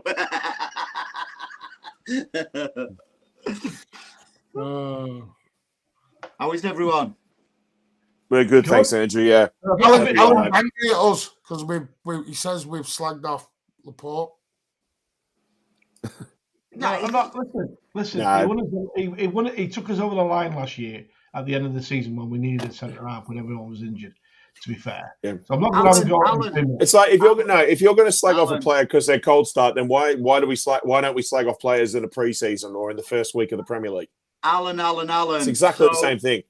So if Laporte's out of form, we give him 10 games. Laporte is out of form. Do we carry on playing him just because he helped us win the Premier League? I'm not saying that. I'm not I'm not going to have too much of a go. I know we will know he's leaving at the end of the season. All right, we all know he's going. Who said right? that? And as we mentioned before, Alan, too, there were times there where you felt like that's a man playing like he's on his way. Yeah, he's on his way. He's on Alan his way. would not say that when I said that. Where do you read that, Alan? The Sun, Daily Mail. No, it was a Daily Martin from Oldham. Will you stop? It's his City conspiracy website that Blue Anon. It's the Oldham Chronicle, reporter Martin. Oh God! Yeah. I've never once said I am in the know. I've never once said I know anything. I only guess. Martin, listen. Wind it back in, Alan. Wind it back in, mate. I know he's dying, isn't it? He's dying. I know you hang around the CFA all the time. He's dying to say it, innit? Dying. What?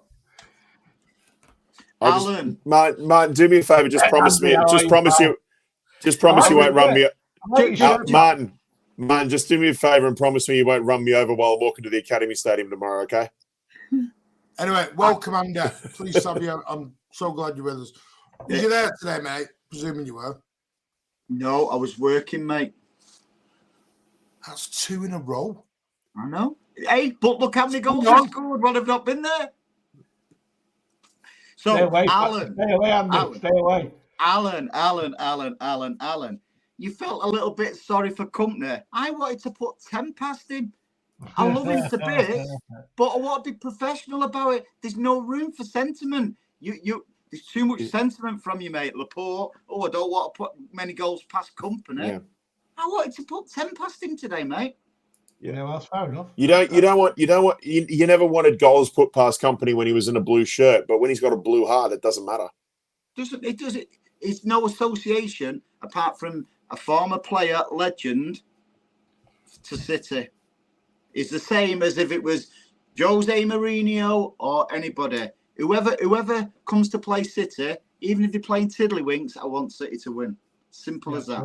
Absolutely. Can I just I mean, we've had a look today. Obviously, we're into the semi-final now, which will be played on April the 23rd or the 22nd.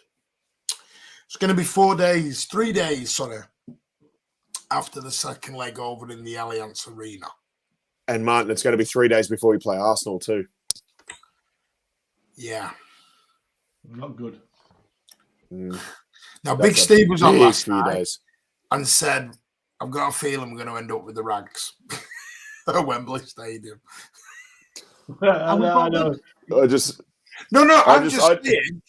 I just hope kind of- Mitrovic turns into like a Serbian Lewandowski tomorrow and just absolutely We're basically, gasses it. Andy, right back where we were last season, if you remember. It's a long time since we've had a semi, though, isn't it? You're all right with Pastor Wallace. Hey? No, No. someone wake Alan up. No, seriously. To me, it doesn't matter Not who like we that. play, whether it's in the Champions League, whether it's in the FA Cup or anything. If we want to be the best, we've got to beat anybody at any given time. You can see the cogs. You can see the cogs in his brain. That's the best part. You still don't get it. No, Martin, all I see is just the two symbols.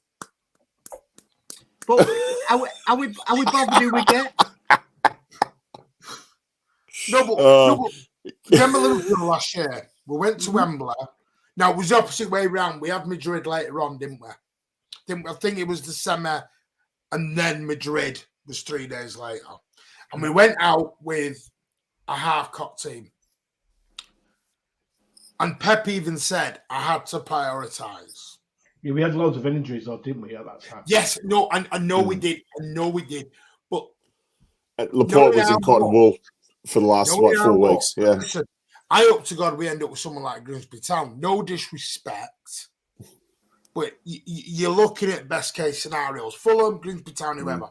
You end up with the United at Wembley Stadium 3 days after Bayern Munich, 4 days before Arsenal. You've got tough decisions to roll out and make them. Yeah. Ideal, or even ideally, would be the winner. All that money and traipse down to the Etihad Sound to watch the reserves team turn up and get beat in the derby. Yeah. Even the winner between team? Blackburn and Sheffield would be good. What do you call the reserve team, mate? All right, then. I'll take the reserve away, a lesser first team. Oh no, A minus. No, because I'm at the point now with our squad. Yeah, there isn't one. Yeah, there's a big plus for you could start any of them or you could rest any of them because we've got the best squad probably in Europe. Yeah. Look at the bench today. You know, we've been having a go at Phillips and stuff like that. Personally, I don't think Phillips is going to work. I said that when we signed him. However, we've got to give him a fair crack. But we've got enough power all over that pitch to beat anyone. When we say we play the Rags at Wembley, so we'll rest Ake and bring Laporte in. Not a bad replacement, is it? You know, we'll replace Gundogan with Bernardo or vice versa. We'll replace Grealish with Foden, or we'll replace Mahrez with Alvarez. Not bad, is it?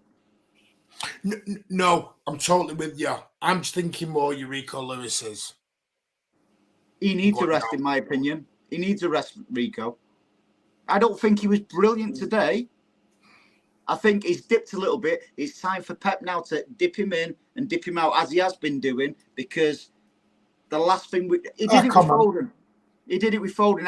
I think there's sort of like little chinks in his armour now with Rico where...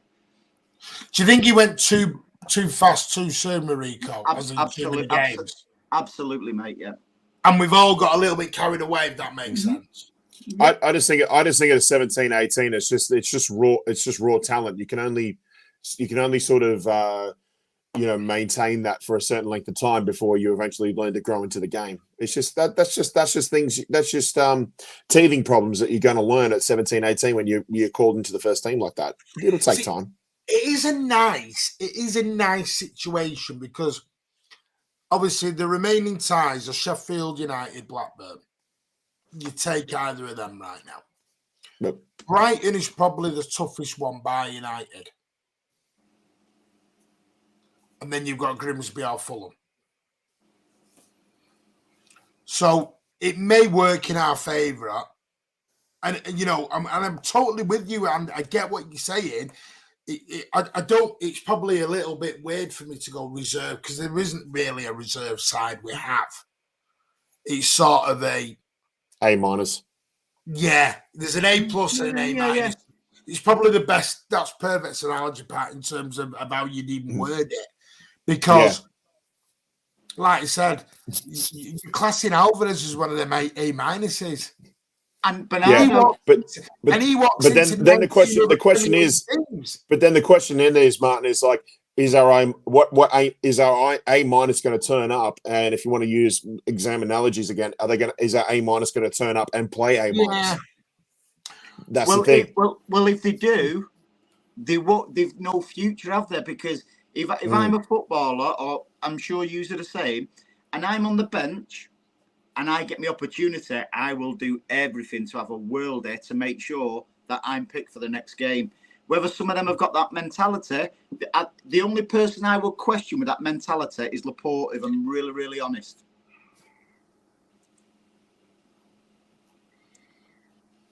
The only thing about Laporte, you've been a right wind-up merchant there. The reason I'm saying about Laporte, I just think he was cold today, and he looks a player who. I love Laporte. I think he's been one of our best centre-backs in a long time. But that doesn't mean he didn't play today looking like he was out the door. I won't judge him on today, mate, because he's not had a game for a long time. No, he's hard. But how could I've said this before? How can you put Laporte ahead of Ake at the moment? You can't, mate. You can't. And if he's not got the fight, toodles. Yeah, Ake's just been not only has he been consistent, he's been consistently above average. I've said this before on shows. It's just every single match he plays, he guarantees you a 7 out of 10 performance. Do you know the way I do it at the minute? Everyone talks about, oh, you wouldn't want Bayern, you wouldn't want Madrid, you wouldn't want United, you wouldn't want this. I do. No, but what I mean is, they ain't gonna want us. Absolutely, mate. Yep. People are looking at us right now and going, you know what?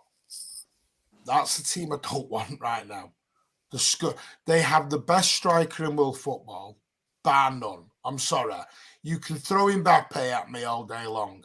I've never seen Erling Haaland have a baby tantrum in the middle of a football game. I've never seen it because he didn't get the ball passed to him. I've never seen Erling Haaland literally go in the middle of a game like Kylian Mbappe did about 3 months ago. And he did. Go back and watch it. I knew who I'd want in my corner. There you go. Sorry. Okay. If I was just going to be honest about with Bayern, the reason I was satisfied with Bayern because they were the best out of the worst four that I didn't want to face. Because I don't want to face domestic opposition in Chelsea this soon. Don't want to play Real Madrid. Not ready to play them yet. We should play them in the semi-final. And Napoli just don't want to go near them yet. I feel if we're going to play Napoli, I'd be more comfortable playing them in 90 minutes in a final than I would over 2 legs in a quarterfinal or a semi-final. So they're my four. They're my four, and then Bayern's behind them in 4th. So I'm kind of glad that if we had to play, if worst case scenario, if we had to play any one of them, I'd take Bayern any day of the week. Do you know what makes me laugh about this Bayern stuff? Has anyone watched Bayern this year? Yeah. Anyone at all? I watched bits and pieces. Yeah. The only thing what worries me a little bit about Bayern is Cancelo. He can play against us. Don't bother me at all. Let's not forget someone who's scored a few goals for us too when he was wearing a different shirt. That was Mane. And that was Mane as well. I thought you meant Sane.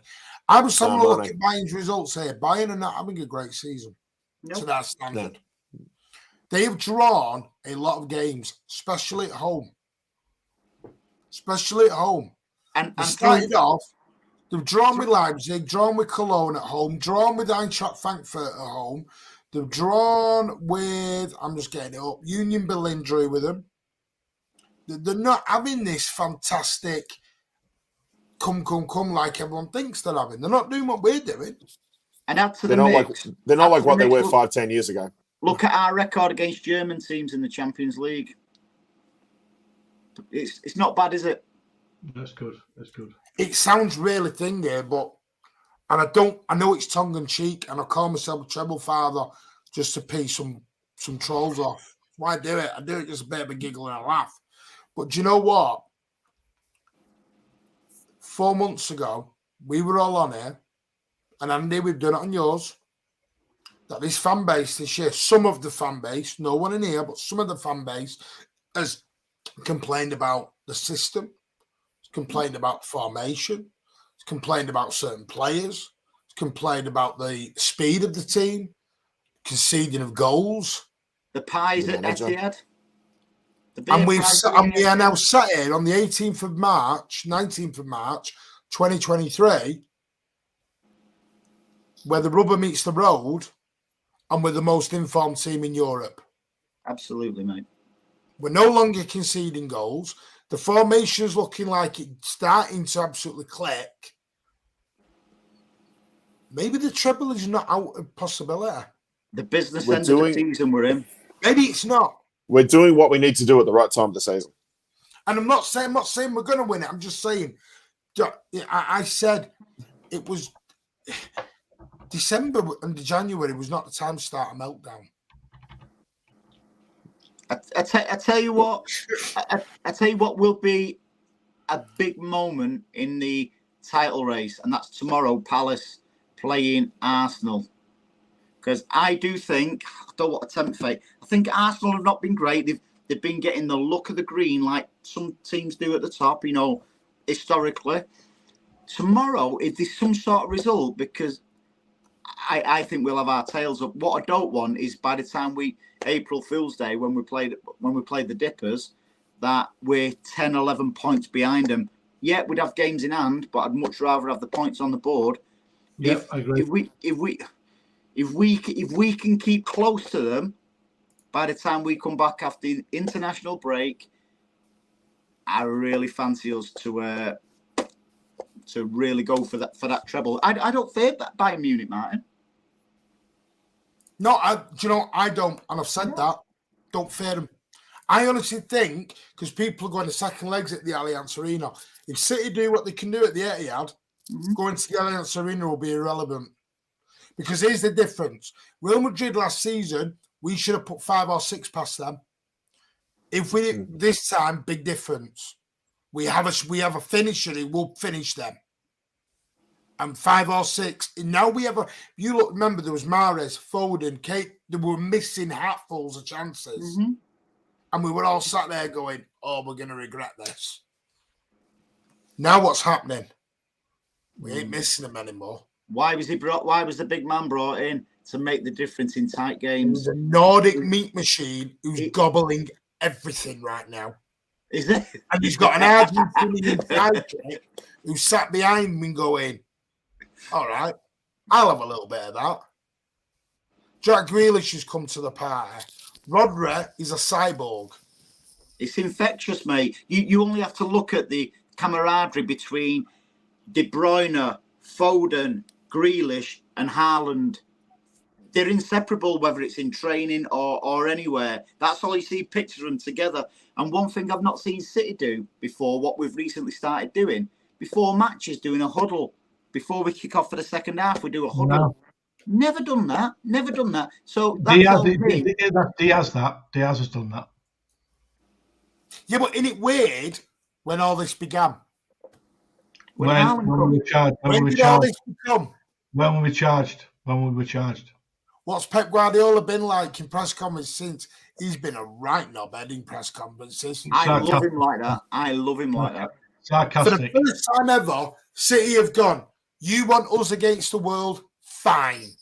We'll play that game now. Gloves are off. We've played nice for 5 years, we played nice. We've tried to placate you. We've tried to be a mate. Now we're going guns. And I can tell you now, summertime, if you think we're pissing you off now, we are going to boil gallons of piss come the summertime. I can't wait for his autobiography. And if you want to talk, And Martin, if you wanted to, it's a good segue actually, because you want to talk about managers and the media and that. It's a good time to talk about Conte today. We're going to end on this. Alan, you have to shoot, don't you, mate? Yeah, I've got to go, mate. I agree with Conte. I've got my mate Leo. I'm going to wind up now because I'm just going to meet him, and I've read the Conte interview and it's fucking gold. So I'm just going to sit there and we're going to finish on that. We're going to do 2 hours. We're going to finish on that. Quickly, Alan, thank you for joining us. Quickly, do it because I want to listen to what you're going to say because I'm just about to rip the shit out of a Tottenham fan. Yeah, Antoine Conte. I said at the very beginning of the season, I said this is a marriage made in hell. Yeah, and it was. Yeah, Conte is a serial winner. Yeah, big time. Everywhere he's been. Why? He's been backed. Yeah. In Milan, Chelsea, Juventus, bar backed. Levy's a businessman. That is it, a businessman. Jose Mourinho, serial winner everywhere he's been. Where did he fail? Spurs. Right. So here's my thing. Because Levy's got deep pockets but short arms. There's one constant here. So all these people, I'm listening to Talk Sport coming back from the game because they had about an hour and a half to kill in the car park. No, I had no choice because I had an hour and a half. The car park just got a lot worse. Trust me, Andy, it really has. It was a nightmare. I don't know how you got back, Pat. I mean, Jesus, nightmare. They let all the bloody coaches go before they let any cars go. I'm like, great. Anyway, Conte's come out and basically blasted everyone. The board, players, everyone after their 3-3 draw. He wants a payout, doesn't he? He wants to get out. Well, no, it's not even a payout, Alan. His contract's up in 2 months. Yeah. Contract finishes on 30th of June. So there's no payout. Anyone want me here? Well, I'm going. I wish. There's no payout. By the way, this is not Conte having a payout. He's got 3 months. They have to pay him out no matter what. 3 months left in his contract. He's not signed an extension. So here's my thing on this. Thing with Daniel, and this is only my opinion, I don't know. Daniel Levy, for me, has got a very nice stadium, very nice cheese room, very nice NFL sponsorship. The best NFL stadium in the Premier League. Yeah. And here's the scary thing. Where are they in the league right now? Are they still 4th? They could have gone 3rd today, couldn't they? The 4th. For the win. That's when Daniel Levy's happy. Money. Yeah. Bottom line, money. And finally, a manager's come out and told us exactly how it is at Spurs. Because, like you said, how can all these managers keep failing? I've missed it. Everywhere else. I've not heard anything from Conte. Tottenham Hotspur, the only club in history to finish 3rd in a 2-horse race. Yeah. True story, mate. Leo keeps telling me that they finished runners-up. I went, no, you didn't, Leo. I think Arsenal finished runners-up. They did because they lost 5-0 on the final day at St James's Park. And I keep reminding me, but no, he will go for the title. Oh, no, you weren't. No, you weren't, Leo. No, you weren't, mate. How did they beat us at their place? I think that's hoodoo. It's a hoodoo. We can't even score. I don't think it's hoodoo. I think it's mental. I think City go in there and have a mental block. Yeah. Do you remember that we used to do at Anfield? Yeah. We still have it now. I know we've kind of picked up some results in the past. I was there when Anelka bagged the winner. So like, mate, but I still look at it and I think sometimes you just have mental blocks for places. And I think that's where we are. But that will end at some point. But I loved Conte because it was the first time someone's come out and explained the full situation. Like you said, he's not asked, is he? Because he's leaving anyway, so... Yeah, he's not bothered. And this is the problem. And yes, you can have a go at his tactics and all that. I'm not bothered. But what I'm seeing is people are having a go at Conte. Spurs fans aren't. Spurs fans loved it. Because they know the truth. But obviously all the media were against Conte because Daniel Levy's their best mate. Spot on. And you know the scary thing is, look at who's in, you know, this new UEFA coefficient lark that's about to come in from next season. Have a look who's chairman of that. Is it Levy by any chance? Is he chairman or exec? Which one is that? Is something. He's somewhat on it, and he's up there on the board. Do you know the funny thing is, pal? Guess who was one of the major pushes behind City getting charges thrown at them? It wouldn't happen to be a Mr. Daniel Levy? And Gill, David Gill. They was the main. So I just don't. Sometimes you reap what you sow in this world. And the only reason I wanted to end on that is because we are going to have a little bit of a break. We are back tomorrow. So we're having a break. We are coming back tomorrow. I don't know if anyone will be with us, but I will do a very quick video, probably about half an hour, on the FA Cup semi-final draw. Just so we get a reaction on it. You'll probably see me on other shows tomorrow. And then we're going to go quiet because it's International Week. There'll be a show. I don't know when it'll be. Probably next weekend, maybe. I don't know. I want to do something on the media. I've had this in the pipeline for about 3 weeks on this thing, and I've kept it off for the international break. What do you want to discuss with the media, mate? No, about the media. No. I'm going to just on this whole rhetoric, especially now you get United on the verge of their takeover and the Liverpool takeover, and how the media spin one thing because one team's in red and one team is in blue, and all of a sudden, oil money is okay. Mm-hmm. And I'm just going to put a few things out there and a few myths to bed. And why Manchester City are so peeved off about it all. We'll have a chat off air. I'm sure I can put something your way. Come and join us on it if you want, mate. Always welcome. But no, it's something I want to do because I just thought I've had enough of the crap. I've had enough of the rhetoric that goes out when people sit in their bedrooms. The thing is, ours is oil money. Newcastle and the potential United one, which what's it called, Sheikh Jism or something like that, it's called, isn't it?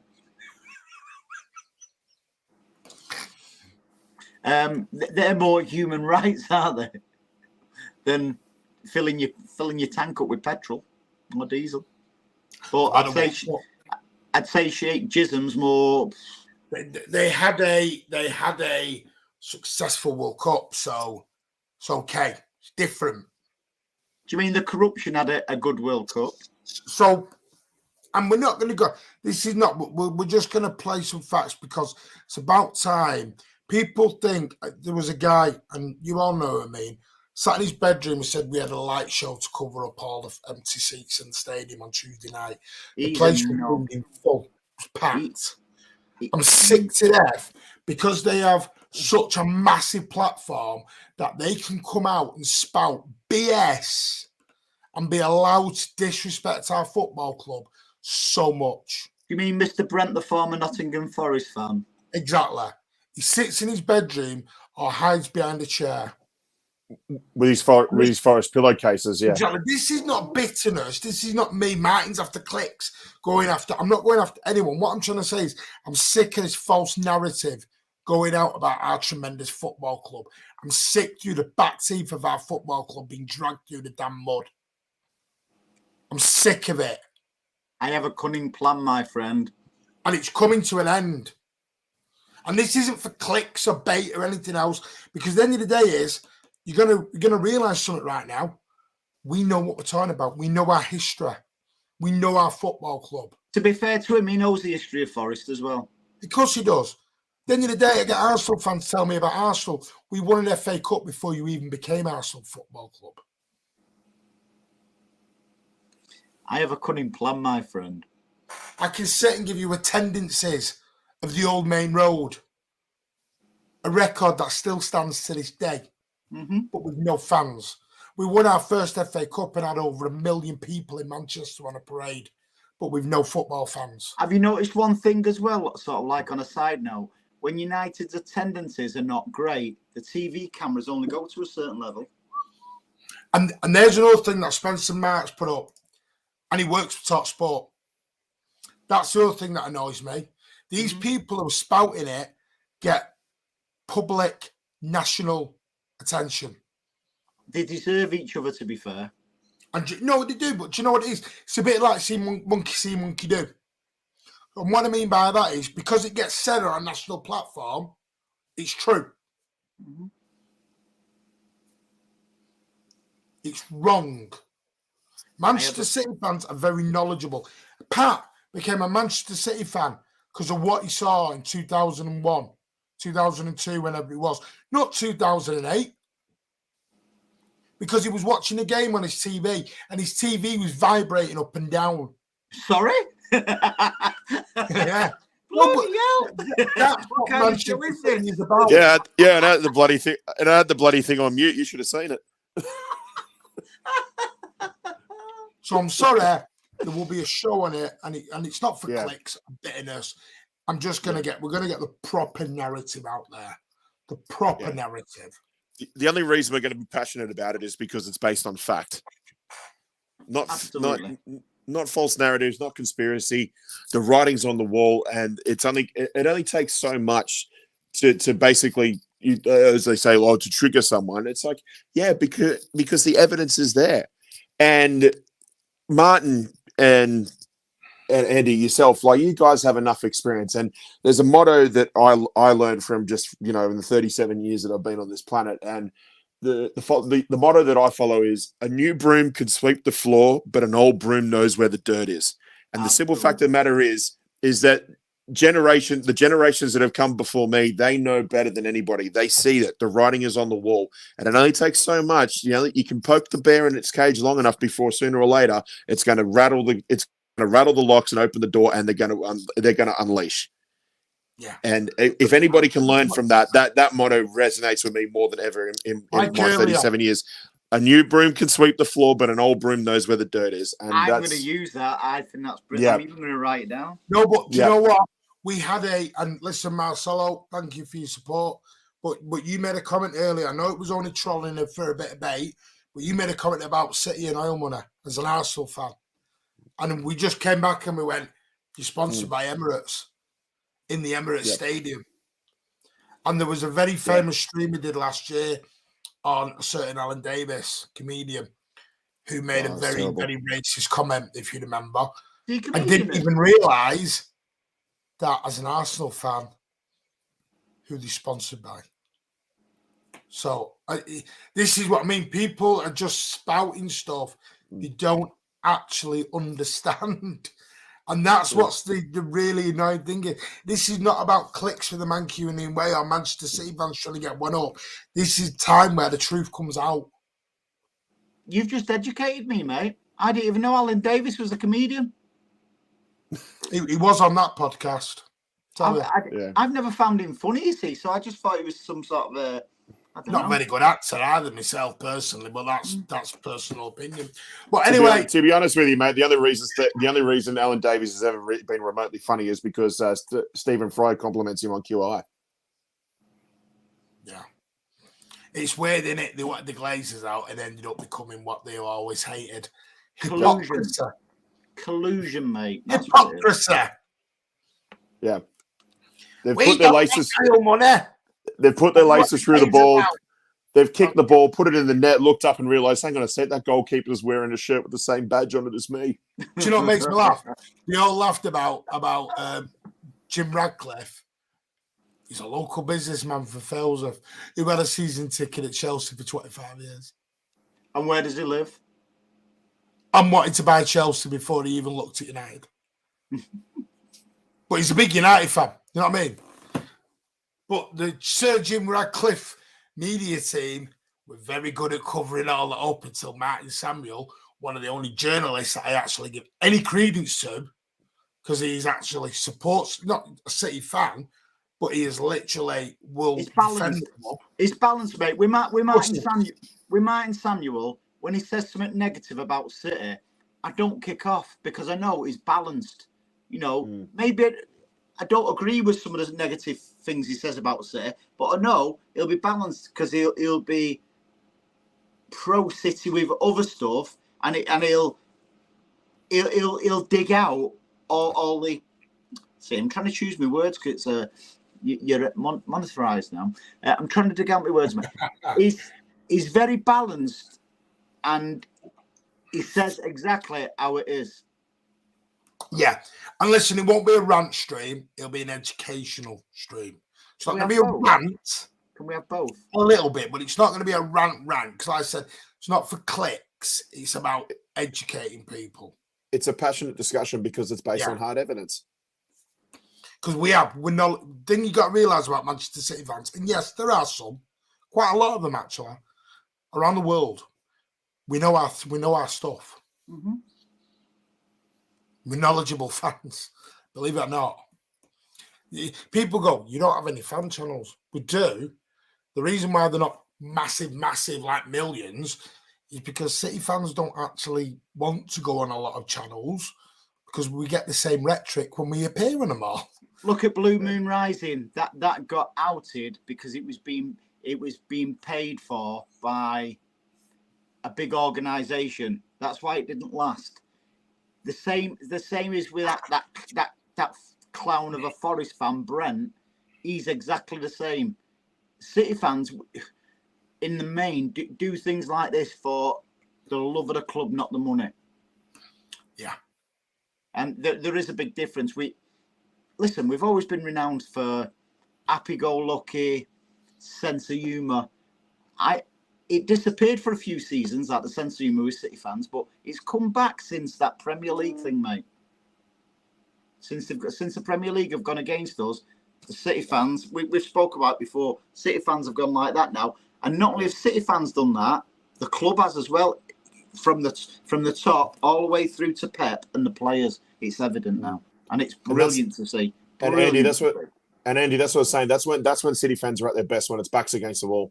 Oh, absolutely. Whether it's during a match or it's FFP regulations or some organisations going after us, or some journalist who eats their pizza with a knife and fork is having a go at us for no reason.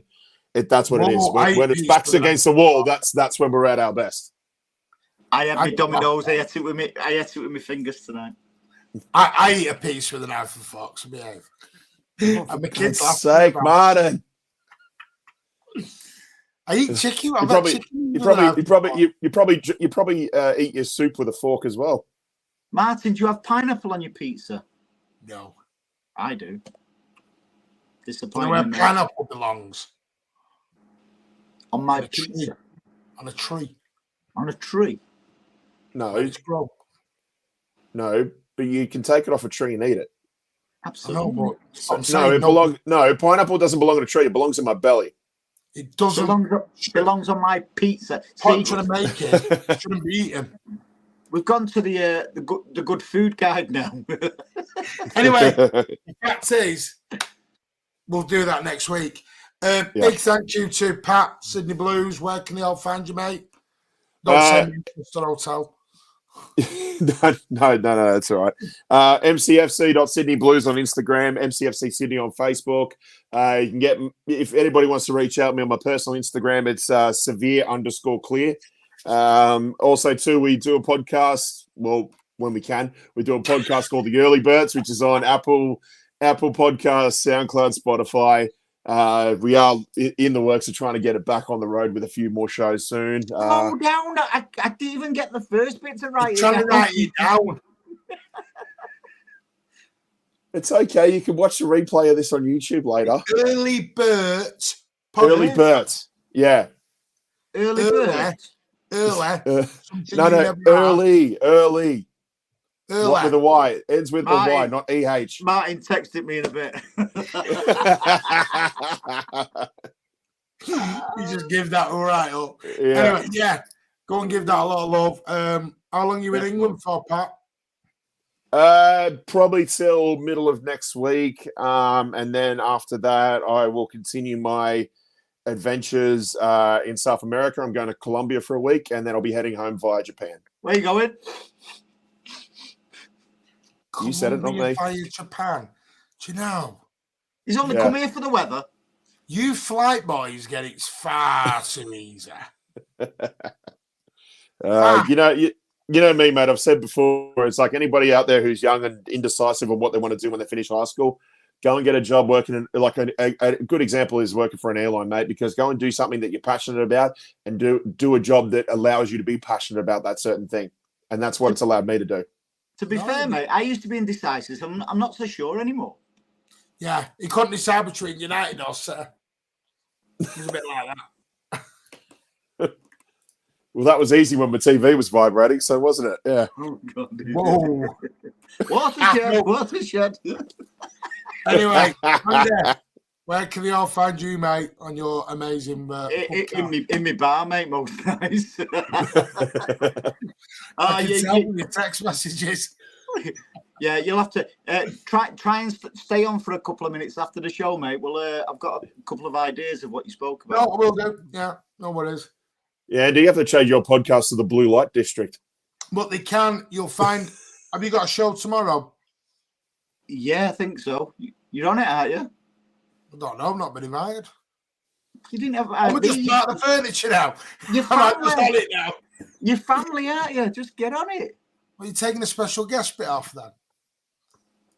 No, because you are special. I'll do that just for you, mate. Can't do the match of the day stuff anymore, can you? Oh no, I've done a few jingles this afternoon. Don't worry. No, go and give the 9320 podcast a lot of love, and also Veta Games TV. It was on earlier. He was got his City Intelligence Agency show tomorrow, which will go into a few of the agendas. And we'll be back. The draw, I think, is around about 4:30. It's after the Brighton game at 2:15, I believe. So the draw probably expected about 4:30. So I may not even do it on here, and I may do it on this. I may just go live on my phone. Have you not seen the draw yet? We drew United. No, that was the practice one. Oh man, that was the practice one. That was the cold. That was with the cold balls. Tomorrow's the warm one. It's watershed. It's after watershed. It's fine. You know, monetization is just doing that. Now you're back to Richie's bartering system of canitizers and curly whirlies. Leave his curly whirly alone. Oh God. Go and support all the Manchester City channels. They do it. Andy's spot on. They do it out of love. There's no doing this to money. Everyone at Manchester, even the big ones, do it because they love. They're not doing it every day. They're pumping so much, even the little ones to the big ones. Doing it to grow. Hugh has just not closed his channel, but he's joined City Action today to branch off with them as well to help them out, which is marvellous for you, and best of luck them. You've got MCFC lads on TikTok, us on here, the pubcast. You've got Big Steve, who home and away everywhere. He's going out to Bayern Munich. You know, you've got... You'd have thought Pat had been home and away, wouldn't you, with him being an Aussie? Yeah. You've got Martin, actually, amazing. Yeah, Martin, I met Daps after the game this evening at Mary D's, and I got to say, top lad. Just a great guy. Always up for a conversation. Sorry? You tell him you know me? Yeah, I did. Yeah. He withdrew his pint then. Well, that's what I'm saying. Was it a good reaction? Bad reaction? Yeah. We'll talk off there on that one. Anyway, Fair enough. Mary, you should have told me going Mary D's. I know the owner. They got you free some smoke. Oh, do you know the DJ, the United fan? What? You know the DJ, the United fan. Keep your tea cozy on. I only know because his son cuts me hair. Who owns it? Does mine as well. Do you get it half price? No, you saw Keels. Keels nightclub in Fellsworth. Anyway, take care. Manchester City are going back to the Etihad of the South. Not Wembley. It's the Etihad South. We're going there for the 5,000th time in the last 10 years. I will be there. And it's where you can go into any pub round the Etihad South. You walk into the pub and they go, usual Andy. Yeah. Yeah. Do you think we'll get the box tail, box troll, whatever it's called this time? The West. We never seem to get it anymore. We always get No, we used to always do well there because we used to go in the Green Man, didn't we? Well, we got the Green Man, but we just never seemed to get the box tail or whatever. We never got it. Stopped getting it for some weird reason. I suppose. As long as the results are right, mate. I'm not bothered. But we'll be there live. I will do some live streaming from Wembley Way. Don't you worry. My son's already said, "Are you driving down?" I suppose so. I said, "Can we get the train? I can have a beer then." No, I want you to drive. Kids. Will trains even be operating? Will trains even be operating for you to get back? Probably not in this country. There's plenty of coaches for supporters clubs, mate. We can jump on. No, I only reason I drive is because I book into the car parks and go in the disability car parks. But I might end up on a club coach because no doubt City will probably. I don't sure they will, but they have tend to do if you buy a ticket, you get the free coach normally. But I might end up in a club as well. What, in London? And what I'm going to do is, it'd be great. I'm going to speak with everyone, Big Steve, and we can all get a meet up down there. Absolutely, mate. I think it'd be great. Might not be a live stream. We're just going to get pissed together. Might not be no live streaming. There might not be any live streaming going on. Mate, I've got to go through that in a bit. Yeah. These will all be begging live stream from Wembley Way. I play football on a Sunday as well, 9:30 kickoff in the morning. Dirty, mate. This is better than Babe Station. Dirty, mate. Spencer and Mark's gone for Fulham. He thinks we're going to get tomorrow. Someone looking at my boobs. City versus Fulham. You think they're going to beat the Rags, do you? I hope so. In fact, I'm not bothered who we beat. Andy, the new 50 Cent. He's about what it's worth. 50 cent. I'm more like 50p. Yes, it's probably true. It Yeah, is on the value. Even with the exchange rate to Australian dollar, it's still not much.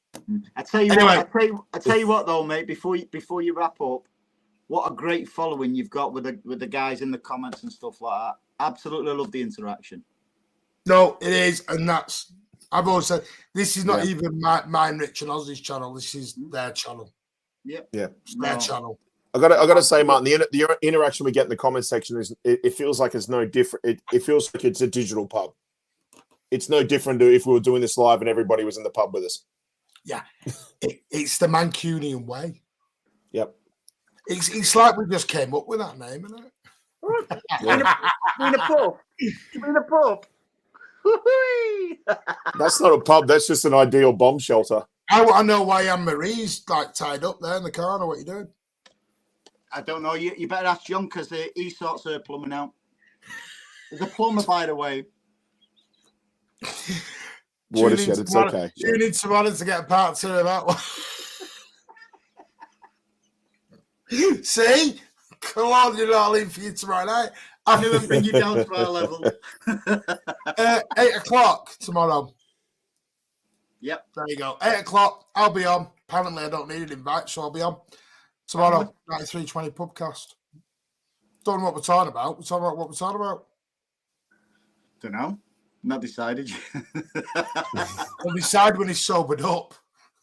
Yeah, so I'll decide about 5 to 8 tomorrow. Yeah, there's no run sheet. It's just live and go. No safety net.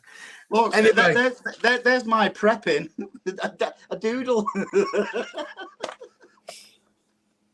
Oh, we'll say one thing before we go. Burnley fan tried to put a Burnley scarf on the statue today. The City fan just rang it down and went to beat him up. That wasn't happening. It was not happening. Yes, big thank you. Like I said, also true City fan pitch points. Give all of them a lot of love. They all deserve it, as well as City Extra and all the big boys. Everyone deserves it. Stephen, everyone. Take care. We'll see you tomorrow for the FA Cup semi-final draw reaction. May not be a long one. And then tomorrow night, 8 o'clock, 9320 Pubcast. And then I'll be on just after 9 when I come off Andy's, straight on tomatoes. And by the way, happy Mother's Day if you're in the UK tomorrow. Look after your mothers. And, let them make them feel special. You should make them feel special every day, but tomorrow, breakfast in bed. Bye. Hey, Ray. Oh, to Wembley again. Getting boring this Wembley lark, innit? Nice to meet you, Pat. You too, Andy.